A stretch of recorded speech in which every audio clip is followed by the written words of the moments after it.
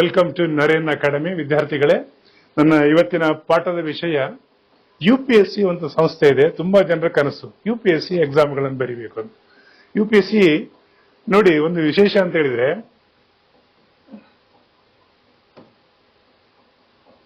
UPSC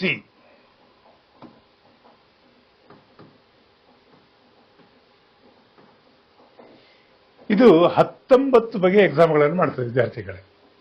ಬಹಳ ವಿಶೇಷ. ಪ್ರತಿ ವರ್ಷ ನಿಗದಿತವಾಗಿ ತನ್ನ ಟೈಮ್ ಟೇಬಲ್ ಅನ್ನು ಕೊಟ್ಟು ಪ್ರತಿಯೊಂದು ಆ ಹುದ್ದೆಗಳನ್ನ 19 ಬಗೆ 19 ಬಗೆ ಸ್ಪರ್ಧಾತ್ಮಕ ಪರೀಕ್ಷೆಗಳಲ್ಲಿ ಮಾಡ್ತದೆ. ನಾನೀಗ ಹೇಳಲಿಕ್ಕೆ ಯಾವುದು ಅಂತ ಹೇಳಿದ್ರೆ ಸಿವಿಲ್ ಸರ್ವಿಸ್ ಎಕ್ಸಾಮ್. ಓನ್ಲಿ ಒಂದು ಪರೀಕ್ಷೆ ಬಗ್ಗೆ ಮಾತ್ರ ಹೇಳ್ತಾ ಇದ್ದೇನೆ.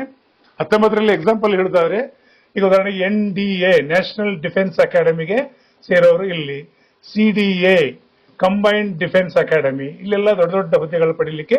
ಅದು ಅಲ್ಲದೆ 10 ಹಲವಾರು ಇದೆ. ನಾನೀಗ ಹೇಳ್ತಾ ಇರೋದು ಒಂದೇ ಒಂದು exam, CSC civil service exam. ತುಂಬಾ ಜನರಿಗೆ ಹೀಗೆ ಹೇಳಿದ್ರೆ ಅರ್ಥ ಆಗ್ಲಿಕ್ಕಿಲ್ಲ. IAS ಎಕ್ಸಾಮ್ ಅಂತ ಹೇಳ್ತಾರೆ. ಅದೇ ಹೇಳಿದ್ರೆ ಅರ್ಥ ಆಗ್ತದೆ, IAS ಅಂತೇಳಿ. ಅದು IAS ಅಲ್ಲ, ಆಕ್ಚುಲಿ ಸಿವಿಲ್ ಸರ್ವಿಸ್ ಎಕ್ಸಾಮ್. ಯಾರು ಮಾಡ್ತಾರೆ? UPSC. ಯಾವಾಗ ಮಾಡ್ತದೆ? ಪ್ರತಿ ವರ್ಷ ನಿಗದಿತವಾಗಿ ಟೈಮ್ ಟೇಬಲ್ ಕೊಟ್ಟು ಎಕ್ಸಾಮ್ ಅನ್ನು ಮಾಡ್ತದೆ ಪ್ರತಿ ವರ್ಷ. ಸರ್, ಎಷ್ಟು ಹುದ್ದೆ ಇರ್ತದೆ? ಅಂದಾಜು 1000ದಿಂದ ಟು 1200, ಕೆಲವು ಸಲ 900 ಕೂಡ ಇರ್ಬೋದು. ಸೊ ಪ್ರತಿ ವರ್ಷ ಈ ಭರ್ತಿಯನ್ನು ಮಾಡ್ತಾರೆ. ಇದು ಕೆಲಸ ಏನು, ಯಾವ ರೀತಿ ಭರ್ತಿ ಮಾಡ್ತಾರೆ, ಅದರ ಬಗ್ಗೆ ಸಮಗ್ರ ಮಾಹಿತಿ ಇವತ್ತು ಕೊಡ್ಲಿಕ್ಕಿದ್ದೇನೆ. ನೋಡಿ, ಖಂಡಿತ ನಿಮಗೆ ಅದು ಸಹಕಾರಿ ಆಗ್ತದೆ ನಾನು ಬಯಸ್ತೇನೆ.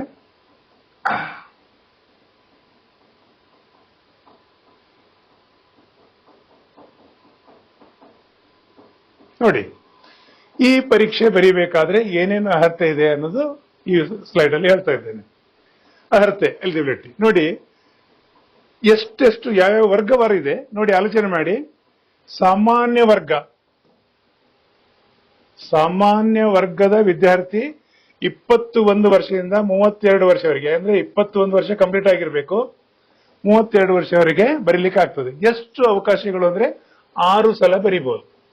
ನೋಡಿ, ನೀವು ಈಗ ಪದವಿ ಪೂರೈಸಿದ್ರಿ, ಪದವಿ ಆದ್ಮೇಲೆ ನೀವು ಎಲ್ಲಾದ್ರೂ ಜಾಬ್ ಮಾಡ್ತಾ ಬರೀಬಹುದು. ಅಥವಾ ಪದವಿ ಹಂತದಲ್ಲಿ ಸ್ವಲ್ಪ ಕಲ್ತ್ರಿ, ಖಂಡಿತ ಪದವಿ ನಂತರ ನೀವು ಎಕ್ಸಾಮ್ ಫಸ್ಟ್ ಅಟೆಂಪ್ಟ್ ಅಲ್ಲಿ ಪಾಸ್ ಆಗೋ ಸಾಧ್ಯತೆ, ಗುರಿ ಇರಬೇಕು ಒಟ್ಟಿನಲ್ಲಿ. ಸೊ 6 ಅಟೆಂಪ್ಟ್ ಆಯ್ತು. ಹಾಗೆ OBC ಅವರಿಗೆ ಎಷ್ಟಿದೆ? OBC ಅವರಿಗೆ 35 ವರ್ಷವರೆಗೆ. ನೋಡಿ, ಲಾಸ್ಟ್ ಅವಕಾಶ 35 ವರ್ಷ. ಸೊ 21 ಹೇಗೋ ಕಂಪ್ಲೀಟ್ ಆಗಿರ್ಬೇಕು, ಡಿಗ್ರಿ ಆಗಿರ್ಬೇಕು. 30 ಎಷ್ಟು ಅವಕಾಶಗಳಿದೆ? 9 ಅವಕಾಶಗಳಿದೆ. ತಿಳಿಸಿಕೊಂಡ. ಆಮೇಲೆ SC/ST ಅವರಿಗೆ 37 ವರ್ಷದವರೆಗೆ ಅವರ ಏಜ್ ಲಿಮಿಟ್ ವರೆಗೆ ಇದೆ. So that's a wonder. ಇಷ್ಟು ಅವಕಾಶಗಳಿದೆ. ಆಮೇಲೆ ಏನು ಪದವಿ ಅಂತ ಹೇಳಿದ್ರೆ, ಯಾವುದೇ ಪದವಿ ಇಲ್ಲಿ ಕೊಟ್ಟಿದ್ದೇನೆ. ಎನಿ ಡಿಗ್ರಿ, BA BCom ನೋಡಿ, BA BCom BSc BCA doctor, engineer, any degree. ನಮ್ಮ ಭಾರತ ಸರ್ಕಾರ ಯಾವುದನ್ನ ಪದವಿ, ನಾಟ್ ಎ ಸ್ನಾತಕೋತ್ತರ ಪದವಿ ಅಲ್ಲ, ಅದು MA MCom ಅದಲ್ಲ, only degree, any degree. 1 point. ಇನ್ನೊಂದು ವಿಷಯ ಅಂತ ಹೇಳಿದ್ರೆ, ಈ ಸಂಸ್ಥೆ ಡಿಗ್ರಿಯಲ್ಲಿ ನೀವು 90% ತಗೊಂಡಿದ್ದೀರಾ ಅಥವಾ 35 ತಗೊಂಡಿದ್ದೀರಾ ಅನ್ನೋದು ಪ್ರಶ್ನೆ ಅಲ್ಲ. ಅಲ್ಲಿ ಜಸ್ಟ್ ಪಾಸ್ ಆದ್ರೂ ಓಕೆ, 90 ತಗೊಂಡ್ರು ಹೋದ್ರಿ, ಅದು ಆ ಮಾರ್ಕ್ಸ್ ಕನ್ಸಿಡರ್ ಮಾಡೋದೇ ಇಲ್ಲ. ಈ ಪರೀಕ್ಷೆ ಪಾಸ್ ಆಗ್ಬೇಕು. ಅದರ ಹಂತಗಳು ನಾನು ಹೇಳಲಿಕ್ಕಿದ್ದೇನೆ. ಈ ಪರೀಕ್ಷೆ ಪಾಸ್ ಮಾಡಿ 3 ಹಂತಗಳಿದೆ, ಅವರಿಗೆ ಉದ್ಯೋಗ ಸಿಗ್ತದೆ. ಅಂದ್ರೆ ನಮ್ಮ ಆಡಳಿತದಲ್ಲಿ ದೊಡ್ಡ ಉನ್ನತ ಹುದ್ದೆಗೆ ಸಿಗ್ತದೆ. ಹೌದಾ ಸರ್? 1 ಪಾಯಿಂಟ್. ಇನ್ನೊಂದು, ಓಪನ್ ಯೂನಿವರ್ಸಿಟಿಯಲ್ಲಿ ಡಿಗ್ರಿ ಮಾಡಿದೆ ಸರ್, ನಾನು PUC ಆಯ್ತು, ಕೆಲಸ ಮಾಡ್ತಾ ಓಪನ್ ಯೂನಿವರ್ಸಿಟಿಯಲ್ಲಿ ಮಾಡಿದೆ, ಬರಿಬಹುದಾ? ಎಸ್, ಅದು ಕೂಡ ಬರಿಬಹುದು. ಸೊ ಇಂಥದ್ದು ಅವಕಾಶ ನಮ್ಮ ಭಾರತ ಸರ್ಕಾರ, ನಮ್ಮ ಸಂವಿಧಾನ ಕೊಟ್ಟಿದೆ. ನಮ್ಮ ವಿದ್ಯಾರ್ಥಿಗಳು ಹೇಗೆ ತಮ್ಮ ಜೀವನದಲ್ಲಿ ರೂಪಿಸಿಕೊಳ್ಬಹುದು ಅಂತ ಹೇಳಿ ಕೊಟ್ಟಿದ್ದೇನೆ. ನೋಡುವ ಅಲ್ಲ ವಿದ್ಯಾರ್ಥಿಗಳೇ, ಇದರ ಸಮಗ್ರ ಮಾಹಿತಿ ಹೇಳೋ ಮೊದಲು ನಮ್ಮ ಅಕಾಡೆಮಿಗೆ 2 ಮಾತು. ಯಾಕೆ ಅಂತ ಹೇಳಿದ್ರೆ, ನಾವು ಏನ್ ಮಾಡ್ಲಿಕ್ಕೆ ಕೊಟ್ಟಿದ್ದೇವೆ? ಖಾಲಿ ಮಾಹಿತಿ ಕೊಡ್ತೀರಿ ಸರ್, ನಿಮ್ಮಲ್ಲಿ ಏನಾದ್ರು ತರಬೇತಿ ಇದೆಯಾ ಅಂತ ಕೇಳಿದ್ರೆ ಆ ವಿಷಯಕ್ಕೆ ಬಂದಿದ್ದೇನೆ. ನೀವು ನಮ್ಮ ಅಕಾಡೆಮಿಗೆ ಜಾಯ್ನ್ ಆಗ್ಬೇಕಂತ ನನ್ನ ಉದ್ದೇಶ ಇಲ್ಲ. ಎಲ್ಲೂ ಕೂಡ ಇಡೀ ಭಾರತ ವರ್ಷದಲ್ಲಿ ನೀವು ಯಾವ ರಾಜ್ಯಕ್ಕೂ ಹೋಗಿ, ಯಾವ ಅಕಾಡೆಮಿಗೆ ಹೋಗಿ, ಬಟ್ ತಿಳ್ಕೊಳ್ಳಿ. ಮಾಹಿತಿ ಇದ್ರೆ ಬಹಳ, ನಾಲೆಜ್ ಇಸ್ ಪವರ್ ಅಂತ ಹೇಳ್ತಾರೆ. ನಮ್ಮ ಅಕಾಡೆಮಿ ಒಂದು ಸೋಷಿಯಲ್ ಎಂಟರ್ಪ್ರೈಸಸ್ ನೆಲೆಯಲ್ಲಿ, ಅಂದ್ರೆ ಬ್ರಹ್ಮಾವರದ ಎಲ್ಲ ನಾಗರಿಕರು ಸೇರಿ ಸಂಘಟನೆ ಮಾಡಿದ ಒಂದು ಸಂಸ್ಥೆ. ನೋ ಲಾಸ್ ನೋ ಪ್ರಾಫಿಟ್ ಆ ಆಧಾರದಲ್ಲಿ ಇರೋದ್ರಿಂದ ನಾವೊಂದು ಫೌಂಡೇಶನ್ ಕೋರ್ಸ್ ನೋಡಿ ಇಲ್ಲಿ ಕೊಟ್ಟಿದ್ದೇನೆ, ಹೈಬ್ರಿಡ್ ಕ್ಲಾಸಸ್ ಮುಖಾಂತರ ತರಬೇತಿ ಕೊಡ್ತೇವೆ. ನೀವು ಗೂಗಲ್ ಪ್ಲೇ ಸ್ಟೋರಿಗೆ ಹೋಗಿ ನರೇನ್ ಅಕಾಡೆಮಿ ಆಪ್ ಅನ್ನ ಡೌನ್ಲೋಡ್ ಮಾಡ್ಕೊಳ್ಳಿ.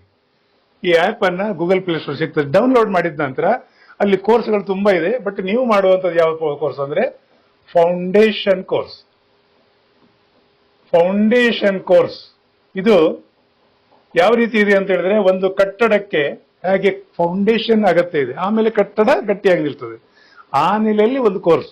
ಯಾಕೆ ಅಂದ್ರೆ ಒಂದು UPSC ಸಿವಿಲ್ ಸರ್ವಿಸ್ ಸ್ಪರ್ಧಾತ್ಮಕ ಪರೀಕ್ಷೆಗೆ ತುಂಬಾ ವಿಷಯಗಳಿದೆ, ಅದನ್ನ ನೀವು ಮನನ ಮಾಡ್ಕೊಳ್ಬೇಕಾಗ್ತದೆ. ಬೇಸಿಕ್ ನಾಲೆಜ್, ಯಾವುದು ಡೆಪ್ತ್ ಅಲ್ಲ, ಬೇಸಿಕ್ ನಾಲೆಜ್ ಇಲ್ಲದೆ ನೀವು ಯಾವ ಒಂದು ಪುಸ್ತಕ ಓದಿ ಹೋಗ್ಲಿಕ್ಕೆ ಆಗುದಿಲ್ಲ. ಅದಕ್ಕೆ ಆಳವಾದ ಜ್ಞಾನ ಅದು ಎಲ್ಲಿಂದ ಬರ್ತದೆ ಅಂದ್ರೆ ಓದುವುದರಿಂದ ಬರ್ತದೆ. ಗೂಗಲ್ ಅಲ್ಲಿ ಸರ್ಚ್ ಮಾಡಿದ್ರೆ ಮಾಹಿತಿ ಸಿಗ್ಬೋದು ಹೊರತು ಯಾರು ಓದುವ ಅಭ್ಯಾಸ ಇದೆ ಅವ್ರು ಪಾಸ್ ಆಗ್ತಾರೆ. ಓಕೆ, ಸೊ ಇದನ್ನ ಡೌನ್ಲೋಡ್ ಮಾಡ್ಕೊಳ್ಳಿ, ಬನ್ನಿ. ಬಹಳ ಅತ್ಯಂತ ಕಡಿಮೆ ಬೆಲೆಯಲ್ಲಿ ಕೇವಲ 2,000 ರೂಪಾಯಿ ಇದೆ ಫೌಂಡೇಶನ್ ಕೋರ್ಸ್.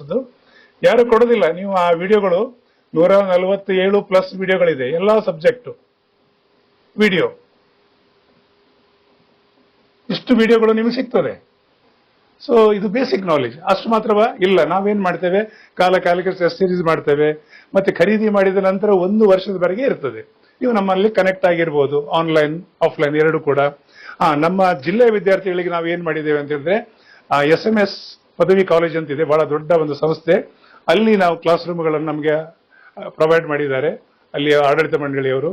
ಅಲ್ಲಿಯ ವಿದ್ಯಾರ್ಥಿಗಳು ಮತ್ತೆ ಬೇರೆ ನಮ್ಮ ಜಿಲ್ಲೆಯ ಯಾವುದೇ ಭಾಗದ ವಿದ್ಯಾರ್ಥಿಗಳು ಬರೋದಾದ್ರೆ ಸಂಡೇ ಗ್ರೂಪ್ ಡಿಸ್ಕಷನ್. ಏನ್ ಕಲ್ತಿದ್ದೀರಿ, ವಿಡಿಯೋ ಏನ್ ಅರ್ಥ ಆಯ್ತು, ಅರ್ಥ ಆಗ್ಲಿಲ್ವಾ, ಏನ್ ಬರ್ಬೋದಿತ್ತು, ಏನ್ ಬರ್ಬೇಕಾಗಿತ್ತು, ಎಲ್ಲವೂ ಚರ್ಚೆ ಮಾಡುವಂತದ್ದು ಒಂದು ಅವಕಾಶ ಇದೆ. ದೂರದ ಊರಿನವರಿಗೆ ಏನ್ ಮಾಡ್ತೇವೆ ನಾವು, Zoom ಮತ್ತೆ ಗೂಗಲ್ ಮೀಟ್ ಅಲ್ಲಿ ಮೀಟ್ ಮಾಡ್ತೇವೆ. ಇದು ನಮ್ಮ ವ್ಯವಸ್ಥೆ. ನೋಡಿ, ಬರ್ಬೇಕಂತ ಒತ್ತಾಯ ಇಲ್ಲ, ಅದು ನಿಮ್ಮ ಆಲೋಚನೆ. ಯಾಕಂದ್ರೆ ನಾವು ಸೋಷಿಯಲ್ ಎಂಟರ್ಪ್ರೈಸ್ ಇರೋದ್ರಿಂದ ಕಲಿಬೇಕು ಅಂತ ನಮ್ಮ ಮನಸ್ಸಿನ ಕಳಕಳಿ ಇದೆ. ಅಷ್ಟೊಂದು ಹೇಳ್ತಾ ವಿಷಯಕ್ಕೆ ಬರ್ತೇನೆ. ನೋಡಿ, 2022 ಕ್ಯಾಲೆಂಡರ್ ಇದೆ. ಸಿಂಪಲ್ ಆಗಿ ವಿದ್ಯಾರ್ಥಿಗಳೇ, ಯಾರು ಸಿದ್ಧತೆ ಮಾಡ್ಕೊಳ್ತಾ ಇದ್ರಿ, ಈ ವರ್ಷ ಪದವಿ ಎಕ್ಸಾಮ್ ಈಗಾಗಲೇ ಮುಗಿತಾ ಇದೆ, ಹೆಚ್ಚಿನ ವರ್ಷ ಮುಗೀತು. ಆ ಪದವಿ ಪೂರೈಸಿದವರು ಈಗ ಇದನ್ನು ಗುರಿ ಇಟ್ಕೊಳ್ಳಿ. ಪದವಿ ಆಗಿದೆ ನಿಮ್ದು ಆಲ್ರೆಡಿ, ಈಗ ಎಕ್ಸಾಮ್ ಕಂಪ್ಲೀಟ್ ಆಗಿದೆ, ನೀವು ರೆಸ್ಯೂಮ್ ರೆಡಿ ಮಾಡ್ಕೊಂಡು ಈಗ ಉದ್ಯೋಗವನ್ನ ಪಡಿಲಿಕ್ಕೆ ಆಲೋಚನೆ ಮಾಡ್ತಾ ಇದ್ರಿ. ಮಾಡಿ, ಉದ್ಯೋಗ ಪಡೀರಿ. ಆ ಉದ್ಯೋಗ ಪಡಿತಾ ಇದೊಂದು ಗುರಿ ಇಟ್ಕೊಳ್ಳಿ. ಭಾರತ ಸರ್ಕಾರ ಸಂವಿಧಾನ ನಮಗೆ ಕೊಟ್ಟ ಒಂದು ಆಡಳಿತಾತ್ಮಕ ಒಂದು ಉನ್ನತ ಹುದ್ದೆ ಪಡಿತೇನೆ ಅಂತ ಗುರಿ ಇಟ್ಕೊಂಡ್ರೆ ಕಷ್ಟ ಸಾಧ್ಯ ಅಲ್ಲ. ಈ ಡೌನ್ಲೋಡ್ ಮಾಡಿದ್ದೇನೆ, ನೀವು ಏನ್ ಮಾಡಿ, ಸಿಂಪಲ್ ಆಗಿ UPSCಯ ವೆಬ್ಸೈಟ್ಗೆ ಹೋಗಿ. ಸೊ ಅಲ್ಲಿ ಕ್ಯಾಲೆಂಡರ್ ಅಂತೇಳಿ ಟೈಪ್ ಮಾಡಿದ ಮೇಲೆ ಅಲ್ಲಿ ಸಿಗ್ತದೆ ನಿಮ್ಗೆ. ಆ ಕ್ಯಾಲೆಂಡರ್ ಅಲ್ಲಿ ನೋಡಿ, ನಾನು ಹೇಳಿದೆಲ್ಲ ಇಷ್ಟು ಎಕ್ಸಾಮ್ಗಳು ಮಾಡ್ತದೆ. ನಾನು 19 ಹೇಳಿದೆ, ಇಲ್ಲಿ ಈಗ ಹೊಸದಾಗಿ ಕೆಲವು ಸೇರ್ಪಡೆ ಆಗಿದೆ, 27 ಎಕ್ಸಾಮ್ಗಳಿದೆ. ನಿಮ್ಗೆ ಸೂಟ್ ಆಗೋದು ಯಾವುದು? ಇದರಲ್ಲಿ 13 ಯಾವ್ದಿದೆ, ಇಲ್ಲಿ ಎಷ್ಟು, 9ನೇದಿದೆ ನೋಡಿ, ಸಿವಿಲ್ ಸರ್ವಿಸ್. ಇದು ನಾನೀಗ UPSC ಇದರಿಂದ ಡೌನ್ಲೋಡ್ ಮಾಡಿದ್ದು. ಆಲ್ರೆಡಿ 1 ವರ್ಷದ ಮೊದಲೇ ಟೈಮ್ ಟೇಬಲ್ ಕೊಡ್ತಾರೆ ಅಂತ ಹೇಳಿದೆ. ಇಲ್ಲಿ ಸಿವಿಲ್ ಸರ್ವಿಸ್ 9ರಲ್ಲಿ ಇದೆ ಅದು. ಓಕೆ, 13/1/2027 ಅಂದ್ರೆ ಇನ್ನು ಬರ್ಲಿಕ್ಕಿರುವ ಜನವರಿಯಲ್ಲಿ ಇದು ಡೇಟ್ ಸ್ಟಾರ್ಟ್ ಆಗ್ತದೆ. ಎಂಡ್ ಯಾವುದು ಅಪ್ಲಿಕೇಶನ್ಗೆ? 2/2/27. ಪ್ರಿಲಿಮ್ಸ್ ಪ್ರಥಮ ಹಂತದ ಎಕ್ಸಾಮ್ ಯಾವಾಗಿದೆ ಅಂತ ಹೇಳಿದ್ರೆ ಎಲ್ಲ ಆಲ್ರೆಡಿ ಅವರು ಫಿಕ್ಸೆಡ್. ಸೊ ನೆಕ್ಸ್ಟ್ ಮೇಗೆ. ಸೊ ಈಗ ಮೊನ್ನೆ ಅಷ್ಟೇ ಕಳೆದಿದೆ, ನೆಕ್ಸ್ಟ್ ಮೇ. ಅಂದ್ರೆ ಯಾಕೆ ಹಾಗೆ ಮಾಡಿದ್ದಾರೆ ಅಂದ್ರೆ, ನೀವು ಆ ಎಕ್ಸಾಮು ಬೇರೆ ಎಕ್ಸಾಮ್ ತರ ಅಲ್ಲ, ಅದರ ಇಡೀ ಡೆಪ್ತ್ ಅಂತ ತಿಳ್ಕೊಳ್ಬೇಕು, ಅನಾಲಿಸಿಸ್ ಮಾಡ್ಕೊಳ್ಬೇಕು, ಚಿಂತನ ಮಂಥನ ಮಾಡಿ ಬರಿಬೇಕು. ಆ ರೀತಿ ಇರೋದ್ರಿಂದ ಆ ಎಕ್ಸಾಮ್ ಪ್ಯಾಟರ್ನೇ ಆಗಿದೆ. ಆ ರೀತಿ ಅವರು ಅದಕ್ಕಾಗಿ ಕೊಟ್ಟಿದ್ದಾರೆ. ಭಾರತ ಸರ್ಕಾರ ನಿಮಗೆ ಅಷ್ಟು ಅವಕಾಶ ಕೊಟ್ಟಿದೆ, ಅದನ್ನು ತಿಳ್ಕೊಳ್ಬೇಕು ನೀವು. ಸೊ ಬನ್ನಿ, ನಮ್ಮ ಫೌಂಡೇಶನ್ ಕೋರ್ಸ್ ಖರೀದಿ ಮಾಡಿದ್ರೆ ನಿಮಗೆ ಖಂಡಿತ ಸಹಕಾರಿ ಆಗ್ತದೆ. ಹೇಳ್ತಾ ಮುಂದಿನ ವಿಷಯಕ್ಕೆ ಬರ್ತೇನೆ. ಹಾಗಿದ್ರೆ ಈ ಎಕ್ಸಾಮ್ ಬರೆದ್ರೆ ಯಾವುದೆಲ್ಲ ಹುದ್ದೆಗಳು ಸಿಗ್ತದೆ ಅಂತ ತುಂಬಾ ಜನರಿಗೆ ಕನ್ಫ್ಯೂಸ್. IAS ಮಾತ್ರವಾ? ಇಲ್ಲ ವಿದ್ಯಾರ್ಥಿಗಳೇ, ಆ ಪೋಸ್ಟ್ಗಳ ವಿವರ ನಾನು ಕೊಟ್ಟಿದ್ದೇನೆ. ಒಟ್ಟು 24 ಉನ್ನತ ಹುದ್ದೆಗಳಿದೆ. 24 ಉನ್ನತ ಹುದ್ದೆಗಳು. ಎಕ್ಸಾಂಪಲ್ ನಿಮ್ಗೆ ಈ ಸಲ 1,000 ಅನೌನ್ಸ್ ಮಾಡಿದ್ರು ಅಂತ ಇಟ್ಕೊಳ್ಳೋ, 1,000 ಹುದ್ದೆ. ಸೊ 1ರಿಂದ ಎಕ್ಸಾಂಪಲ್ ಇದು 100 ರ್ಯಾಂಕ್ ಯಾರು ಬರ್ತಾರೆ ಇವರೆಲ್ಲ IAS ಅಧಿಕಾರಿ ಆಗ್ತಾರೆ. ಹಾಗೆ ನಿಮ್ಗೆ ಆ 24 ಹುದ್ದೆಗಳಿದೆ, ಉನ್ನತ ಹುದ್ದೆಗಳು. 1,000 ರ್ಯಾಂಕ್ ಅಲ್ಲಿ ನೀವು ಬಂದಿದ್ದೀರಿ ಅಂದ್ರೆ 1 ಹುದ್ದೆ ಗ್ಯಾರಂಟಿ ನಿಮ್ಗೆ. ನೀವು ಯಾವ ರ್ಯಾಂಕ್ ಬಂದಿದ್ದೀರಿ ಅನ್ನೋದು ವರ್ಗವಾರ ಇರ್ತದೆ. 1ರಿಂದ 100 ಏನು ನೀವು ಇಲ್ಲಿ ಬಂದಿದ್ದೀರಿ ರಿಂದ ಅಂತ ಇದು 100 ರ್ಯಾಂಕ್ ಅಲ್ಲಿ ಬಂದ್ರೆ IAS ಆಫೀಸರ್ ಆಗ್ತೀರಿ. ಇನ್ನು 30 ಹುದ್ದೆಗಳು ಯಾವುದು ಸೆಕೆಂಡ್ ರ್ಯಾಂಕ್ ಇದೆ ಆಕ್ಚುಲಿ 30 ಹುದ್ದೆಗಳು ಖಾಲಿ ಇದೆ ಅಂತ ಹೇಳಿದ್ರೆ ಸೊ 101ರಿಂದ 130ರವರೆಗೆ ಈ ಹುದ್ದೆ ಭರ್ತಿ ಆಗ್ತದೆ, ರೈಟ್? ಯಾಕಂದ್ರೆ ಸೆಕೆಂಡ್ ರ್ಯಾಂಕ್ ಅದು. ಇನ್ನು ಥರ್ಡ್ ರ್ಯಾಂಕ್, ಇದು ಥರ್ಡ್ ರ್ಯಾಂಕ್ ಯಾವುದು IPS, ಈ ಹುದ್ದೆ ಉನ್ನತವಾದ ಪೊಲೀಸ್ ಅಧಿಕಾರಿ ಆಗ್ಲಿಕ್ಕೆ ಇದು ಎಷ್ಟು ಈಗ ಆಲ್ರೆಡಿ 130 ಕೊಟ್ಟಾಯ್ತು. 130ರಿಂದ 230 ಹುದ್ದೆ, ಯಾಕೆಂದ್ರೆ 100 ಹುದ್ದೆ ಭರ್ತಿ ಖಾಲಿ ಮಾಡ್ಲಿಕ್ಕಿದೆ ಅಂತ ಇಟ್ಕೊಳ್ಳುವ, ಖಾಲಿ ಇದೆ ಭರ್ತಿ ಮಾಡ್ತಾ ಇದ್ದಾರೆ ಅಂತ ಇಟ್ಕೊಳ್ಳುವ. ಆಗ 130ರಿಂದ 230 ಹುದ್ದೆಗಳು ರ್ಯಾಂಕ್ ಅಲ್ಲಿ ನೀವು ಬಂದ್ರೆ IPS ಅಧಿಕಾರಿ ಆಗ್ತದೆ. ಇನ್ನು ಕೆಲವರಿಗೆ ಅನಿಸ್ಬೋದು, ಸರ್ ನಾನು ಥರ್ಡ್ ರ್ಯಾಂಕ್ ಬಂದಿದ್ದೇನೆ, ನನಗೆ ಪೊಲೀಸದ ಅಗತ್ಯ ಇಲ್ಲ, ನನಗೆ ಕಷ್ಟ ಅಂತ ಅನಿಸಿದ್ರೆ ನಿಮ್ಮನ್ನು ಬಿಟ್ಟು ಹಾಕೋದಿಲ್ಲ, ನೆಕ್ಸ್ಟ್ ರ್ಯಾಂಕ್ ಕೊಡ್ತಾರೆ. ನೆಕ್ಸ್ಟ್ ರ್ಯಾಂಕ್ ಯಾವ್ದಿದೆ? IRS ಇದೆ. ಸೊ ಹೀಗೆ 24 ಕ್ಯಾಡರ್ ಅಲ್ಲಿ ಒಂದು ಹುದ್ದೆ ನಿಮಗೆ ಗ್ಯಾರಂಟಿ. ಎಸ್, ಎಷ್ಟು ರ್ಯಾಂಕು? ನಾನು ಎಕ್ಸಾಂಪಲ್ ಹೇಳಿದಾಗೆ 1000 ರ್ಯಾಂಕು ಹುದ್ದೆಗಳು ಬಂದ್ರೆ ವರ್ಗವಾರು ಇರ್ತದೆ, ನೆನ್ಪಿಟ್ಕೊಳ್ಳಿ. ಆ ವರ್ಗವಾರದು ಇನ್ನೊಂದು ಸಪರೇಟ್ ಆಗಿ ನಾನು ವಿಡಿಯೋ ಮಾಡಿ ಹಾಕ್ತೇನೆ. ತುಂಬಾ ಜನರಿಗೆ ಸರ್ ನಮ್ಗೆ ಎಲ್ಲಿ ಸಿಗ್ತದೆ, ಅದು OBC ಸಿಗ್ತದೆ, SST ಸಿಗ್ತದೆ ಅಂತಿಲ್ಲ. ಆ ವರ್ಗವಾರು ಬಹಳ ಅದ್ಭುತವಾಗಿ ನಮ್ಮ ಡಿಸೈನ್ ಮಾಡಿದ್ದಾರೆ ಭಾರತ ಸರ್ಕಾರ, ಅದ್ರ ಬಗ್ಗೆ ಇನ್ನೊಂದು ವಿಡಿಯೋ ಮಾಡಿ ಹೇಳ್ತೇನೆ. ವರ್ಗವಾರು ಸಿಗ್ತದೆ. ಓಕೆ, ಈ ರೀತಿ 24 ಕ್ಯಾಡರ್ ಅಲ್ಲಿ ಒಂದು ಹುದ್ದೆ ನಿಮಗೆ ಡೆಫಿನೆಟ್ಲಿ ಸಿಗ್ತದೆ. ದಟ್ಸ್ ಕ್ಲಿಯರ್ ಆಗಿದೆ. ನೋಡುವ ಮುಂದೆ.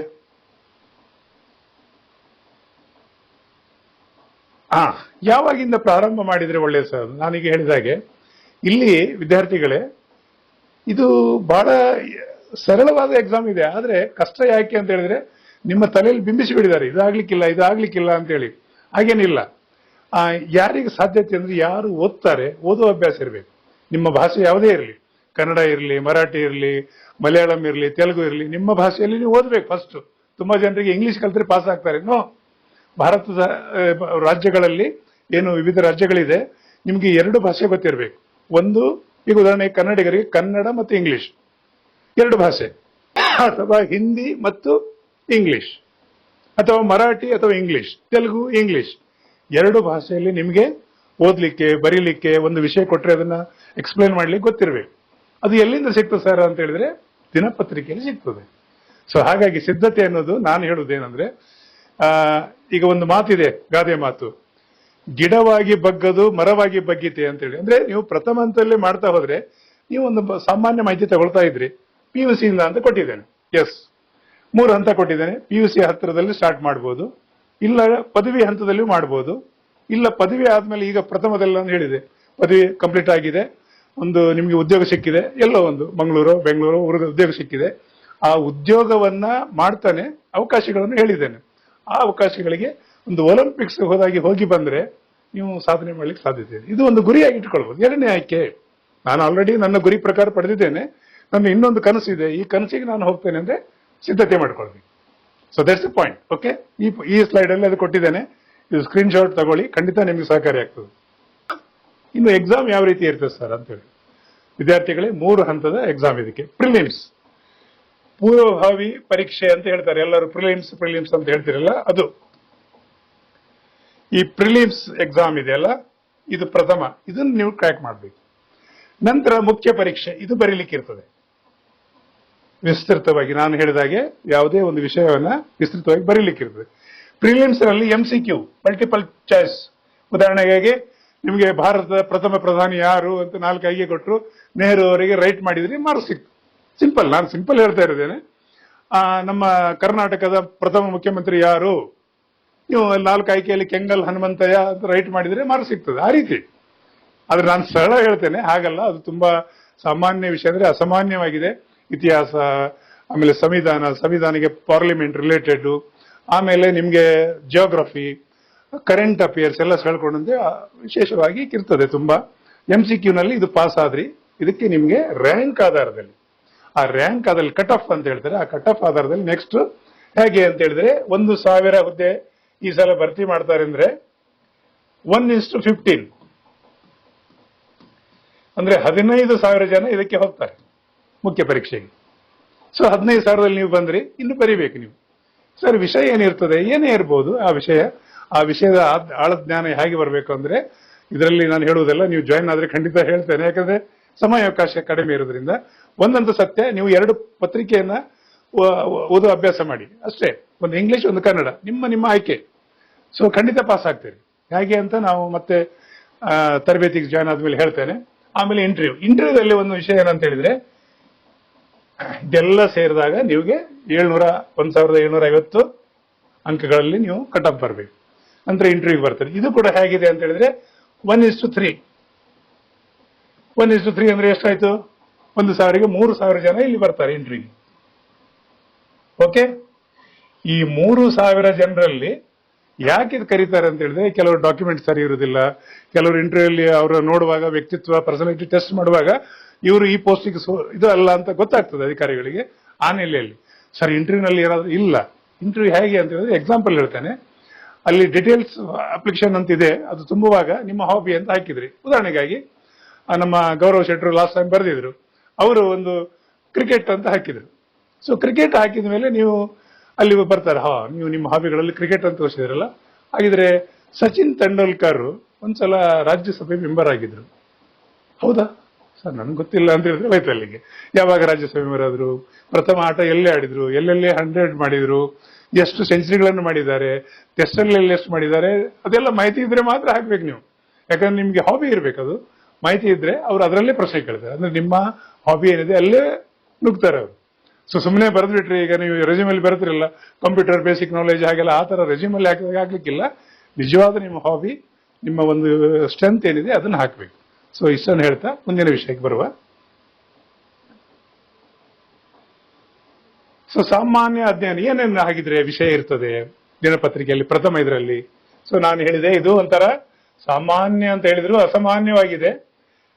ಇಲ್ಲಿ ಯಾವುದೆಲ್ಲ ವಿಷಯ ಒಳಗೊಂಡಿದೆ ಅಂತ ಹೇಳಿದ್ರೆ ನೋಡಿ, ಇತಿಹಾಸ 3 ಹಂತದ್ದು, ಪ್ರಾಚೀನ, ಮಧ್ಯಕಾಲೀನ, ಆಧುನಿಕ ಇತಿಹಾಸ. ನೋಡಿ ಡೆಪ್ತ್, ಶಿಲಾಶಾಸನ ಓದೋದಷ್ಟು ಬೇಕಂತಿಲ್ಲ, ಸಾಮಾನ್ಯ. ಅಲ್ಲಿ ಆಡಳಿತ ವ್ಯವಸ್ಥೆ ಹೇಗಿತ್ತು, ಆ ಕಾಲದ ಮಳೆ ಮತ್ತು ಬೆಳೆಗಳು ಹೇಗಿತ್ತು, ಮಾನ್ಸೂನ್ ಯಾವ ರೀತಿ ಇತ್ತು, ಯಾವ ನದಿಗಳ ದಂಡೆಯಲ್ಲಿತ್ತು, ಇಂಥ ವಿಷಯಗಳು ಸಾಮಾನ್ಯ ಜ್ಞಾನ. ಆಫ್ಟರ್ ಆಲ್ ಜೀವನ ಅಂತ ಹೇಳಿದ್ರೆ ಫುಡ್, ಕ್ಲಾತ್ ಅಂಡ್ ಶೆಲ್ಟರ್. ಸರ್ಕಾರವು ಅದನ್ನೇ ಮಾಡುದು, ಸಾಮಾನ್ಯ ಜನರಿಗೆ ಅದೇ ಬೇಕು. ಅದಕ್ಕೆ ರಿಲೇಟೆಡ್ ನಮ್ಮ ಇತಿಹಾಸ ಹೇಗಿತ್ತು ಅಂತ. ಯಾಕೆಂದ್ರೆ ಇತಿಹಾಸ ಇಲ್ಲದೆ ವರ್ತಮಾನ ಇಲ್ಲ. ನಮ್ಮ ಇತಿಹಾಸ ಗೊತ್ತಾದ್ರೆ ವರ್ತಮಾನದಲ್ಲಿ ಬದುಕಲಿಕ್ಕೆ ಪ್ಲಾನಿಂಗ್ ಮಾಡ್ಲಿಕ್ಕೆ ಆಗ್ತದೆ ಇನ್ ಫ್ಯೂಚರ್ಗೆ. ಆ ರೀತಿಯಲ್ಲಿ ಇತಿಹಾಸ ಇದೆ, ಪ್ರಾಚೀನ, ಮಧ್ಯಕಾಲೀನ, ಆಧುನಿಕ. ಸಂವಿಧಾನ ಅಂತ ಹೇಳಿದ್ರೆ ಸಂವಿಧಾನಬದ್ಧವಾಗಿ ಪಾರ್ಲಿಮೆಂಟ್ ಅಂದ್ರೆ ಏನು, ಆಮೇಲೆ ಲೋಕಸಭೆ, ರಾಜ್ಯಸಭೆ ಅಂದ್ರೆ ಏನು, ಯಾವ್ಯಾವ ಅಧಿಕಾರಗಳಿದೆ, ಅವರ ಆಯ್ಕೆ ಪ್ರಕ್ರಿಯೆ ಹೇಗಿದೆ, ಅದೆಲ್ಲ ಮಾಹಿತಿ ಇರುವಂತದ್ದು. ಅದು ಪಾಲಿಟಿ ಅಂತ ಹೇಳ್ತಾರೆ. ಆಮೇಲೆ ಆರ್ಥಿಕತೆ, ನಮ್ಮ ದೇಶದ ಅರ್ಥವ್ಯವಸ್ಥೆ ಬಗ್ಗೆ, ಪರಿಸರ ಬಗ್ಗೆ ತುಂಬಾ ಪ್ರಶ್ನೆಗಳು ಬರ್ತದೆ. ಸಾಮಾನ್ಯ ವಿಜ್ಞಾನ, ಸೊ ಸಾಮಾನ್ಯ ಏನೇನು ಯಾವ್ಯಾವ್ದು ಹೇಗೆ ಬೆಳೆದು ಬಂತು ಅಂತೇಳಿ. ಮತ್ತೆ ಕರೆಂಟ್ ಅಫೇರ್ಸ್, ಇತ್ತೀಚಿನ ಘಟನೆಗಳು. ಕರೆಂಟ್ ಅಫೇರ್ಸ್ ಅಲ್ಲಿ ನಿಮ್ಗೆ ಎಕ್ಸಾಂಪಲ್ ಹೇಳೋದಾದ್ರೆ, ಇತ್ತೀಚೆಗೆ ಅಮೆರಿಕ ಮತ್ತು ಇಸ್ರೇಲ್ ಸೇರ್ಕೊಂಡು ಇರಾನ್ ಮೇಲೆ ಒಂದು ದಾಳಿ ಮಾಡಿದ್ರು. ಆ ದಾಳಿ ಹಿನ್ನೆಲೆ ಏನು, ಅದು ಎಲ್ಲಿ ಆಗ್ತಾ ಇದೆ, ಅದು ಮಧ್ಯ ಏಷ್ಯಾದಲ್ಲಿ ಯಾವ, ಅದರ ಸುತ್ತಮುತ್ತಲ ರಾಷ್ಟ್ರಗಳು ಯಾವುದು, ಹರ್ಮುಜ್ ಅಂದ್ರೆ ಏನು, ಅದು ಯಾವ ರೀತಿ ಇದೆ, ಹೀಗೆಲ್ಲ ಪ್ರಶ್ನೆ ಬರ್ತದೆ. ನಿಮ್ಗೆ ಹರ್ಮುಜ್ ಬಗ್ಗೆ ಏನೂ ಗೊತ್ತಿಲ್ಲ ಅಂದ್ರೆ ಯಾಕೆ ಬರೀದ್ರಿ ನೀವು? ಹಾಗಾಗಿ ಗೊತ್ತಿರ್ಬೇಕು, ಅದಕ್ಕೆ ಜಿಯೋಗ್ರಫಿ ಇದೆ, ಒಂದಕ್ಕೊಂದು ಕನೆಕ್ಟ್ ಇದೆ. ಇದು ನೋಡುವಾಗ ಎಲ್ಲ ಒಂದಕ್ಕೊಂದು ಕನೆಕ್ಟ್ ಇದೆ, ಅದಕ್ಕೆ ಬರೀಲಿಕ್ಕೆ ಆಗ್ತದೆ. So clear. ಇನ್ನು ಪತ್ರಿಕೆ 2, ಇದು ಜಸ್ಟ್ ರ್ಯಾಂಕ್ ಬರ್ಬೇಕು ಇದರಲ್ಲಿ. ಈ ಪತ್ರಿಕೆ ರ್ಯಾಂಕ್ ಅಲ್ಲಿ ಕಟ್ ಆಫ್ ಆಧಾರದಲ್ಲಿ. ಆದ್ರೆ ಈ ಪತ್ರಿಕೆ ನೋಡಿ ಜಸ್ಟ್ ಕ್ವಾಲಿಫೈ. ಏನ್ ಹೇಳಿ, ಈ ಪತ್ರಿಕೆ ಜಸ್ಟ್ ಕ್ವಾಲಿಫೈ, 33% ಮಾರ್ಕ್ಸ್ ತಗೊಂಡ್ರೆ ಆಯ್ತು. ಸೊ ಇಲ್ಲಿ ಏನಿದೆ ಅಂತ ಹೇಳಿದ್ರೆ 200 ಮಾರ್ಕ್ಸ್ ಇದೆ. 200 ಮಾರ್ಕ್ಸ್ ಅಲ್ಲಿ 33 ಅಂದ್ರೆ ಎಷ್ಟಾಯ್ತು, 66 ಅಂಕಗಳು. ಸೊ ಇಷ್ಟನ್ನು ತಗೊಂಡ್ರೆ ಆಯ್ತು, ಜಸ್ಟ್ ಕ್ವಾಲಿಫೈ. ಸರ್ ನಾನು 80 ತಗೊಂಡಿದ್ದೇನೆ ತುಂಬ, ನೋ ಪ್ರಾಬ್ಲಮ್. ಆದ್ರೆ ಒಂದು ನೆನ್ಪಿಡಿ, ಈ ಪರೀಕ್ಷೆ ಕ್ವಾಲಿಫೈ ಆಗಿದ್ರೆ ಇಲ್ಲಿ ರ್ಯಾಂಕ್ ಬಂದ್ರು ನೀವು ಸೆಲೆಕ್ಟ್ ಆಗೋದಿಲ್ಲ. ಇಲ್ಲಿ ರ್ಯಾಂಕ್ ಬಂದಿದ್ದೀರಿ, ಇದು ಪಾಸ್ ಆಗ್ಲಿಲ್ಲ, ಸೆಲೆಕ್ಟ್ ಆಗೋದಿಲ್ಲ. ಅದಕ್ಕಾಗಿ ಇದು ಕ್ವಾಲಿಫೈ ಮೋಸ್ಟ್ ಇಂಪಾರ್ಟೆಂಟ್. ಸೊ ಇದರಲ್ಲಿ ಕಟ್ ಆಫ್ ಬರ್ತೀರಿ. ಸೊ ಇದರಲ್ಲಿ ನೀವು ಕಟ್ ಆಫ್ ಅಲ್ಲಿ 200 ಅಂಕಗಳಲ್ಲಿ ಹೈಯೆಸ್ಟ್ ಯಾರು ಮಾರ್ಕ್ಸ್ ತಗೊಂಡಿದ್ದಾರೆ ಅವರು ಮುಂದಿನ ಹಂತಕ್ಕೆ ಹೋಗ್ತಾರೆ, 1:15. ಸೊ ಆಮೇಲೆ ಇದು ಜಸ್ಟ್ ಕ್ವಾಲಿಫೈ. ಓಕೆ, ಇದು ಪ್ರಿಲಿಮ್ಸ್ ಆಯ್ತು. ಇನ್ನೊಂದು ನೆನ್ಪಿಡಿ, ಪ್ರತಿ ತಪ್ಪು ಉತ್ತರಕ್ಕೆ 0.25. ಸೊ 1/4 ಮಾರ್ಕ್ಸ್ ಕಟ್ ಆಗ್ತದೆ. ಒಂದು ಸರಿಯಾಗಿ ಆನ್ಸರ್ ಮಾಡಿದ್ರಿ, ಉದಾಹರಣೆಗೆ 10 ಮಾರ್ಕ್ಸ್ ಅನ್ನ ಆನ್ಸರ್ ಮಾಡಿದ್ರಿ, ರೈಟ್ ಆಯ್ತು, ಅಲ್ಲಿಗೆ 1 2 ಇದೆ, 20 ಮಾರ್ಕ್ಸ್ ಸಿಕ್ತು. ಮುಂದಿನ 5 ಮಾರ್ಕ್ಸ್ಗಳನ್ನ ರಾಂಗ್ ಮಾಡಿದ್ರಿ ಅಂತ ಇಟ್ಕೊಳ್ಳುವ. 5 ಗುಣಿಸು ಕಾಲು ಭಾಗ ಅಂದ್ರೆ ಎಷ್ಟಾಗ್ತದೆ, ಸಾಧಾರಣ 1.25 ಆಗ್ತದೆ. ಅಷ್ಟ್ರ ಮೈನಸ್ ಆಗ್ತದೆ ನಿಮ್ದು. ಸೊ ಅಕೌಂಟಲ್ಲಿ ಅಷ್ಟು ಉಳಿತದೆ. ಸೊ ಹೀಗೆ ಅದು ಒಂಥರ ಓಟ ಇದ್ದಾಗೆ. ಅದಕ್ಕಾಗಿ ನಿಮಗೆ ಸರಿಯಾಗಿ ಗೊತ್ತಿದ್ರೆ ಒಂದು ಪ್ಲಾನ್ ಮಾಡಿ, ನಿಮಗೆ ಸರಿಯಾಗಿ ಆನ್ಸರ್ ಗೊತ್ತಿರುವಂಥದ್ದು ಒಂದು 80 ಇದೆ ಅಂದರೆ ಫಸ್ಟ್ ಅದು ಅಟೆಂಪ್ಟ್ ಮಾಡಿ. ಇನ್ನು 20 ನಿಮಗೆ 10 ಸರಿಯಾಗಿ ಅನುಮಾನ ಇದೆ. 10 20ರಲ್ಲಿ 10 ಅನುಮಾನ ಇದೆ. 2 ಅಂತೂ ಅಲ್ಲ ಅಂತ ಗೊತ್ತಿದೆ. ಅದರಲ್ಲಿ ಇನ್ನು 2ರಲ್ಲಿ ಯಾವ್ದಾದ್ರು ಇರ್ಬೇಕಂತಿದ್ರೆ ಅಂಥದ್ದು ಆನ್ಸರ್ ಮಾಡಿದ್ರೆ ಅದರಲ್ಲಿ ಆ ಓಟದಲ್ಲಿ ಸಕ್ಸಸ್ 50-50 ಆದ್ರೂ ಕೂಡ ನಿಮಗೆ ಅದು ಲಾಭದಲ್ಲೇ ಆಗ್ತದೆ. ಈ ರೀತಿ ಒಂದು ಪ್ಲಾನ್ ಮಾಡ್ಕೊಳ್ಳಿ, ಖಂಡಿತ ಸಾಧ್ಯತೆ ಇದೆ. ಇದಂತೂ just qualify. Okay, clear. Next, so ಪತ್ರಿಕೆಗಳು ಒಂದೊಂದೇ ಕೊಟ್ಟಿದ್ದೇನೆ. GS ಅಂದ್ರೆ ಏನು ವಿದ್ಯಾರ್ಥಿಗಳೇ? ಇಲ್ಲಿ ನೀವು ರ್ಯಾಂಕ್ ಬಂದಿದ್ದೀರಿ, ರ್ಯಾಂಕ್ ಬಂದರೂ ಕೂಡ ಈ ಪರೀಕ್ಷೆಗಳನ್ನು ಬರೆದು ರ್ಯಾಂಕ್ ಬಂದಿದ್ದೀರಿ. ನಾನು ಪ್ರಥಮದಲ್ಲಿ ಹೇಳಿದೆ 2 ಭಾಷಾ ಪತ್ರಿಕೆಗಳನ್ನು ಪಾಸ್ ಮಾಡ್ಲಿಕ್ಕಿದೆ. ಇಂಗ್ಲಿಷ್ ಕನ್ನಡ ಅಥವಾ Marathi English, Malayalam English, Telugu English, ಯಾವ್ದಾದ್ರು 2 ಭಾಷೆ ಪತ್ರಿಕೆ ಇದೆ. ಜಸ್ಟ್ ಕ್ವಾಲಿಫೈ, ಜಸ್ಟ್ 35% ಅಂಕ ತಗೊಂಡ್ರೆ ಆಯ್ತು. ಈ 2 ಭಾಷೆ ಪತ್ರಿಕೆ ಇದು ಪಾಸ್ ಆಗ್ಲಿಲ್ಲ, ಇದರಲ್ಲಿ ರ್ಯಾಂಕ್ ಬಂದ್ರೆ ಸೆಲೆಕ್ಟ್ ಆಗೋದಿಲ್ಲ. ಅದಕ್ಕೆ ಹೇಳಿದ್ದು ಬಹಳ ವಿಶೇಷತೆ ಇದೆ. ಭಾಷಾ ಜ್ಞಾನ ಮುಖ್ಯ. ಯಾರು ಭಾಷೆ ಮೇಲೆ ಹಿಡಿತಾ ಇರ್ತದೆ 2 ಭಾಷೆಗಳು, ಸೊ ಈ ಭಾಷಾ ಜ್ಞಾನದ್ದು ಪಾಸ್ ಆಗ್ಲೇಬೇಕಾಗ್ತದೆ. ರ್ಯಾಂಕ್ ಬಂದು ಇದು ಪಾಸ್ ಆಗದಿದ್ರೆ ಆಗೋದಿಲ್ಲ. ಜಸ್ಟ್ 25% ಅಷ್ಟೇ. ಇದು ಕೂಡ ಒಂದು ನೆನ್ಪಿಟ್ಕೊಳ್ಳಿ. ಇನ್ನು ರ್ಯಾಂಕ್ ಬರುವಂಥದ್ದು ಯಾವ್ದು ಅಂತ ಹೇಳಿದ್ರೆ, ಸೊ 250 ಮಾರ್ಕ್ಸ್ ಇದ್ದು ಪ್ರಬಂಧ ಇದೆ. ಸರ್ ಪ್ರಬಂಧದಲ್ಲಿ ಏನ್ ಕೊಡ್ಬೋದು ಅಂತ ಹೇಳಿದ್ರೆ, ಉದಾಹರಣೆಗಾಗಿ ನಿಮ್ಗೆ ಪ್ರಶ್ನೆ ಪತ್ರಿಕೆ ಹಿಂದಿ ಮತ್ತು ಇಂಗ್ಲಿಷ್ ಅಲ್ಲಿ ಇರ್ತದೆ. ನೀವು ಯಾವ ಭಾಷೆಯಲ್ಲಿ ಬರಿಬಹುದು. ಹೌದು, ಭಾರತದ 22 ಭಾಷೆಗಳಲ್ಲಿ ನಾನು ಪಟ್ಟಿ ಕೊಟ್ಟಿದ್ದೇನೆ. ಯಾವ ಭಾಷೆಯಲ್ಲಿ ಬರಿಬಹುದು. ಈಗ ಕನ್ನಡಿಗರು ಕನ್ನಡ ಭಾಷೆಯಲ್ಲಿ ಬರಿಬಹುದಾ? ಎಸ್, ಕನ್ನಡದಲ್ಲಿ ಬರಿಬಹುದು. ಉದಾಹರಣೆಗೆ ಪ್ರಶ್ನೆ ನಿಮ್ಗೆ ಹಿಂದಿ ಮತ್ತು ಇಂಗ್ಲಿಷ್ ಅಲ್ಲಿ ಇದೆ. ನಾನು ಈ ಕನ್ನಡದಲ್ಲಿ ಮಾಡಿ ಹೇಳ್ತಾ ಇದ್ದೇನೆ. ಪ್ರಶ್ನೆ: ಭಾರತದಲ್ಲಿ ಮಹಿಳೆ ಸಬಲೀಕರಣಗೊಂಡಿದ್ದಾಳೆ, ಚರ್ಚಿಸಿ ಅಂತ ಹೇಳಿದ್ರು. ಈಗ ಸಬಲೀಕರಣ ಅಂದ್ರೆ ಎಂಪವರ್ಮೆಂಟ್, ಅದ್ರ ಬಗ್ಗೆ ಕೇಳಿದ್ದಾರೆ, ಮಹಿಳೆಯ ಬಗ್ಗೆ. ಸೊ ಮಹಿಳೆಯ ನಮ್ಮ ಸ್ಥಿತಿಗತಿಗಳು ಏನಿತ್ತು ಹಿಂದೆ, ಆಮೇಲೆ ಬ್ರಿಟಿಷರ್ ಕಾಲದಲ್ಲಿ ಹೇಗಿತ್ತು, ಮತ್ತೆ ಸ್ವತಂತ್ರ ಭಾರತದಲ್ಲಿ ಹೇಗಾಯ್ತು, ಈಗೇನಿದೆ, ಅದು ಅನಾಲಿಸಿಸ್ ಆಗಿ ಬರೆದಾಗ ಮಾತ್ರ ಸಿಗ್ತದೆ. ಕೇಳಿದ್ದು ಭಾಷಾ ಜ್ಞಾನ ಮತ್ತೆ ಓದೋ ಅಭ್ಯಾಸ ಇದ್ರೆ ಪಾಸ್ ಆಗಿಬಿಡ್ತೀರಿ ಈಸಿಯಾಗಿ. 250 ಮಾರ್ಕ್ಸ್ ಇದು ಪೇಪರ್ ಇರ್ತದೆ. GS ಅಂತ ಹೇಳಿದ್ರೆ ಜನರಲ್ ಸ್ಟಡಿ ಅಂತ ಹೇಳಿ. ಜನರಲ್ ಸ್ಟಡಿ ಯಾವ್ದೆಲ್ಲ ವಿಷಯ ಇದೆ? ಭೂಗೋಳ ಇದೆ, ಸಮಾಜ ಇದೆ. ಇದು 250 ಪ್ರಶ್ನೆ. ನಂತರ ಸಂವಿಧಾನ ಆಡಳಿತದ ಬಗ್ಗೆ 250 ಪ್ರಶ್ನೆ. ಇದು ಒಂದು ಇದು 250 ಅಂಕಗಳದ್ದು. ಇದು ಪ್ರಶ್ನೆ ಅಲ್ಲ, ಅಂಕಗಳು. 250 ಅಂಕನ ಈ ಪೇಪರ್ಗಳು. ಸೊ GS ಅಂದ್ರೆ ಜನರಲ್ ಸ್ಟಡಿ. ಯಾವ್ದೆಲ್ಲ ಇದೆ? ವಿಜ್ಞಾನ, ತಂತ್ರಜ್ಞಾನ, ಪರಿಸರ. ಇದು ಒಂದು ಪೇಪರ್ ಇದೆ. ನಂತರ ನೈತಿಕತೆ, ಎಥಿಕ್ಸ್ ಅಂತ ಏನ್ ಹೇಳ್ತೀರಿ, ಅದ್ರದ್ದು ಒಂದು ಪೇಪರ್ ಇದೆ. ಆಮೇಲೆ ಐಚ್ಛಿಕ ವಿಷಯ, ಇದು ಬಹಳ ಇಂಪಾರ್ಟೆಂಟ್. ಈಗ ಐಚ್ಛಿಕ ಅಂದ್ರೆ ನೀವು ಯಾವ್ದು ಇಚ್ಛೆ ಪಡ್ತೀರಿ ಅದನ್ನ ತಗೊಳ್ಳುವಂಥದ್ದು. ಸರ್ ಈಗ ನಾನು ಕನ್ನಡದಲ್ಲಿ ಎಲ್ಲ ಪೇಪರ್ ಬರಿಬೋದಾ? ಬರೆದ್ರಿ. ಆಮೇಲೆ ಐಚ್ಛಿಕ ವಿಷಯನ ನೀವು ಇಂಗ್ಲಿಷ್ ತಗೊಂಡ್ರೆ ತಗೊಳ್ಬಹುದು, ತಗೊಳ್ಬಾರ್ದಂತೇನಿಲ್ಲ. ಆದ್ರೆ ಕನ್ನಡವೇ ತಗೊಂಡ್ರೆ ಎಲ್ಲ ಪೇಪರ್ ಕನ್ನಡದಲ್ಲಿ ಆಯ್ತಲ್ವಾ. ಈ GS ಪೇಪರ್ ಅನ್ನು ಕನ್ನಡದಲ್ಲಿ ಬರೆದ್ರಿ, ಐಚ್ಛಿಕ ಭಾಷೆಯನ್ನ ಕನ್ನಡ ತಗೊಂಡ್ರಿ ಅಂತ ಇಟ್ಕೊಳ್ವಾ. ಸರ್ ಕನ್ನಡದಲ್ಲಿ ಬರಿಬಹುದು, ಎಸ್. ಆದ್ರೆ ಕನ್ನಡ ಸುಲಭ ಇದೆಯಾ? ಸುಲಭ ಅಲ್ಲ. ಓದಿದ್ರೆ ಸುಲಭ, ಓದಿದ್ರೆ ಕಷ್ಟ. ಈಗ ಉದಾಹರಣೆಗೆ ನಿಮ್ಗೆ ಕನ್ನಡದಲ್ಲಿ ಪ್ರಕಾರಗಳು ಹೇಳಿ ಅಂದ್ರೆ ನಿಮ್ಗೆ ತಲೆಬಿಸಿ ಆಗ್ಬೋದು. ಈಗ ಹಳೆಗನ್ನಡ, ಹೊಸಗನ್ನಡ, ನಡುಗನ್ನಡ, ಆಮೇಲೆ ಹೊಸಗನ್ನಡದಲ್ಲಿ ನವ್ಯ, ನವೋದಯ, ದಲಿತ, ಬಂಡಾಯ, ಸ್ತ್ರೀವಾದ ಅಂತ ಈಗ ಪ್ರಕಾರಗಳಿದೆ. ಅಲ್ಲಿ ಸಾಹಿತಿಗಳು ಯಾರು, ಏನೇನು ಬರೆದಿದ್ದಾರೆ, ಅದೆಲ್ಲ ಒದ್ದೇನು ಮಾಡ್ಬೇಕು. ಅದಕ್ಕೆ ಹೇಳಿದ್ದು PUC ಹಂತದಲ್ಲೇ ನಾನು ಯಾವಾಗ್ಲೂ ಹೇಳ್ತಾ ಇರ್ತೇನೆ, ಒಂದು ತೆಂಗಿನ ಸಸಿ ಇಟ್ರೆ ಅದು ಫಲ ಬರ್ಲಿಕ್ಕೆ ನಮ್ಮಲ್ಲಿ ಕೋಸ್ಟಲ್ ಟಾಲ್ ಅಂತ ಇದೆ, ಅದು 7 ವರ್ಷ ಬೇಕು. ಇನ್ನೊಂದು ವೆರೈಟಿ ಇದೆ T*D ಅಂತೇಳಿ, ಹೈಬ್ರಿಡ್ ವೆರೈಟಿ. ಅದು ಸಸಿ ಇಟ್ರೆ 3 ವರ್ಷ ಬೇಕು. ಅದಕ್ಕಾಗಿ ನಾನು ಹೇಳುದು PUC ಹಂತ ನಿಮ್ಮ ನಾಲೆಜ್ IQ ಮೇಲೆ ಇದೆ. PUC ಹಂತದಲ್ಲಿ ಮಾಡಿದವರು ಫಸ್ಟ್ ಅಟೆಂಪ್ಟ್ ಅಲ್ಲಿ ಆಗ್ಬೋದು, ಡಿಗ್ರಿ ಹಂತದಲ್ಲೂ ಫಸ್ಟ್ ಅಟೆಂಪ್ಟ್ ಅಲ್ಲಿ ಆಗ್ಬೋದು. ಸೊ ಹೇಳಲಿಕ್ಕೆ ಆಗೋದಿಲ್ಲ, ಅದು ನೀವು ಹೇಗೆ ಸಿದ್ಧತೆ ಮಾಡ್ತೀರಿ ಅದ್ರ ಮೇಲೆ ಇದೆ, ಅಧ್ಯಯನದ ಮೇಲೆ. ಸೊ ತೆಂಗಿನ ಸಸಿದು ಒಂದು ಎಕ್ಸಾಂಪಲ್ ಬಹಳ ಅದ್ಭುತವಾಗಿದೆ. ನೋಡಿ, ಆಲೋಚನೆ ಮಾಡಿ. ಫಲ ಬರ್ಬೇಕಾದ್ರೆ ಕಾಯಬೇಕು, ಕಾದ್ರೆ ಸಾಧ್ಯತೆ ಇದೆ. ಈ ಪೇಪರ್ಗಳಲ್ಲಿ ಟೋಟಲ್ ಎಷ್ಟು ಅಂಕಗಳು? 1750 ಅಂಕದಲ್ಲಿ ಕಟ್ ಆಫ್. ಈ ಕಟ್ ಆಫ್ ಅಂದ್ರೆ ಇಂಟರ್ವ್ಯೂಗೆ ಹೋಗ್ತೇವೆ.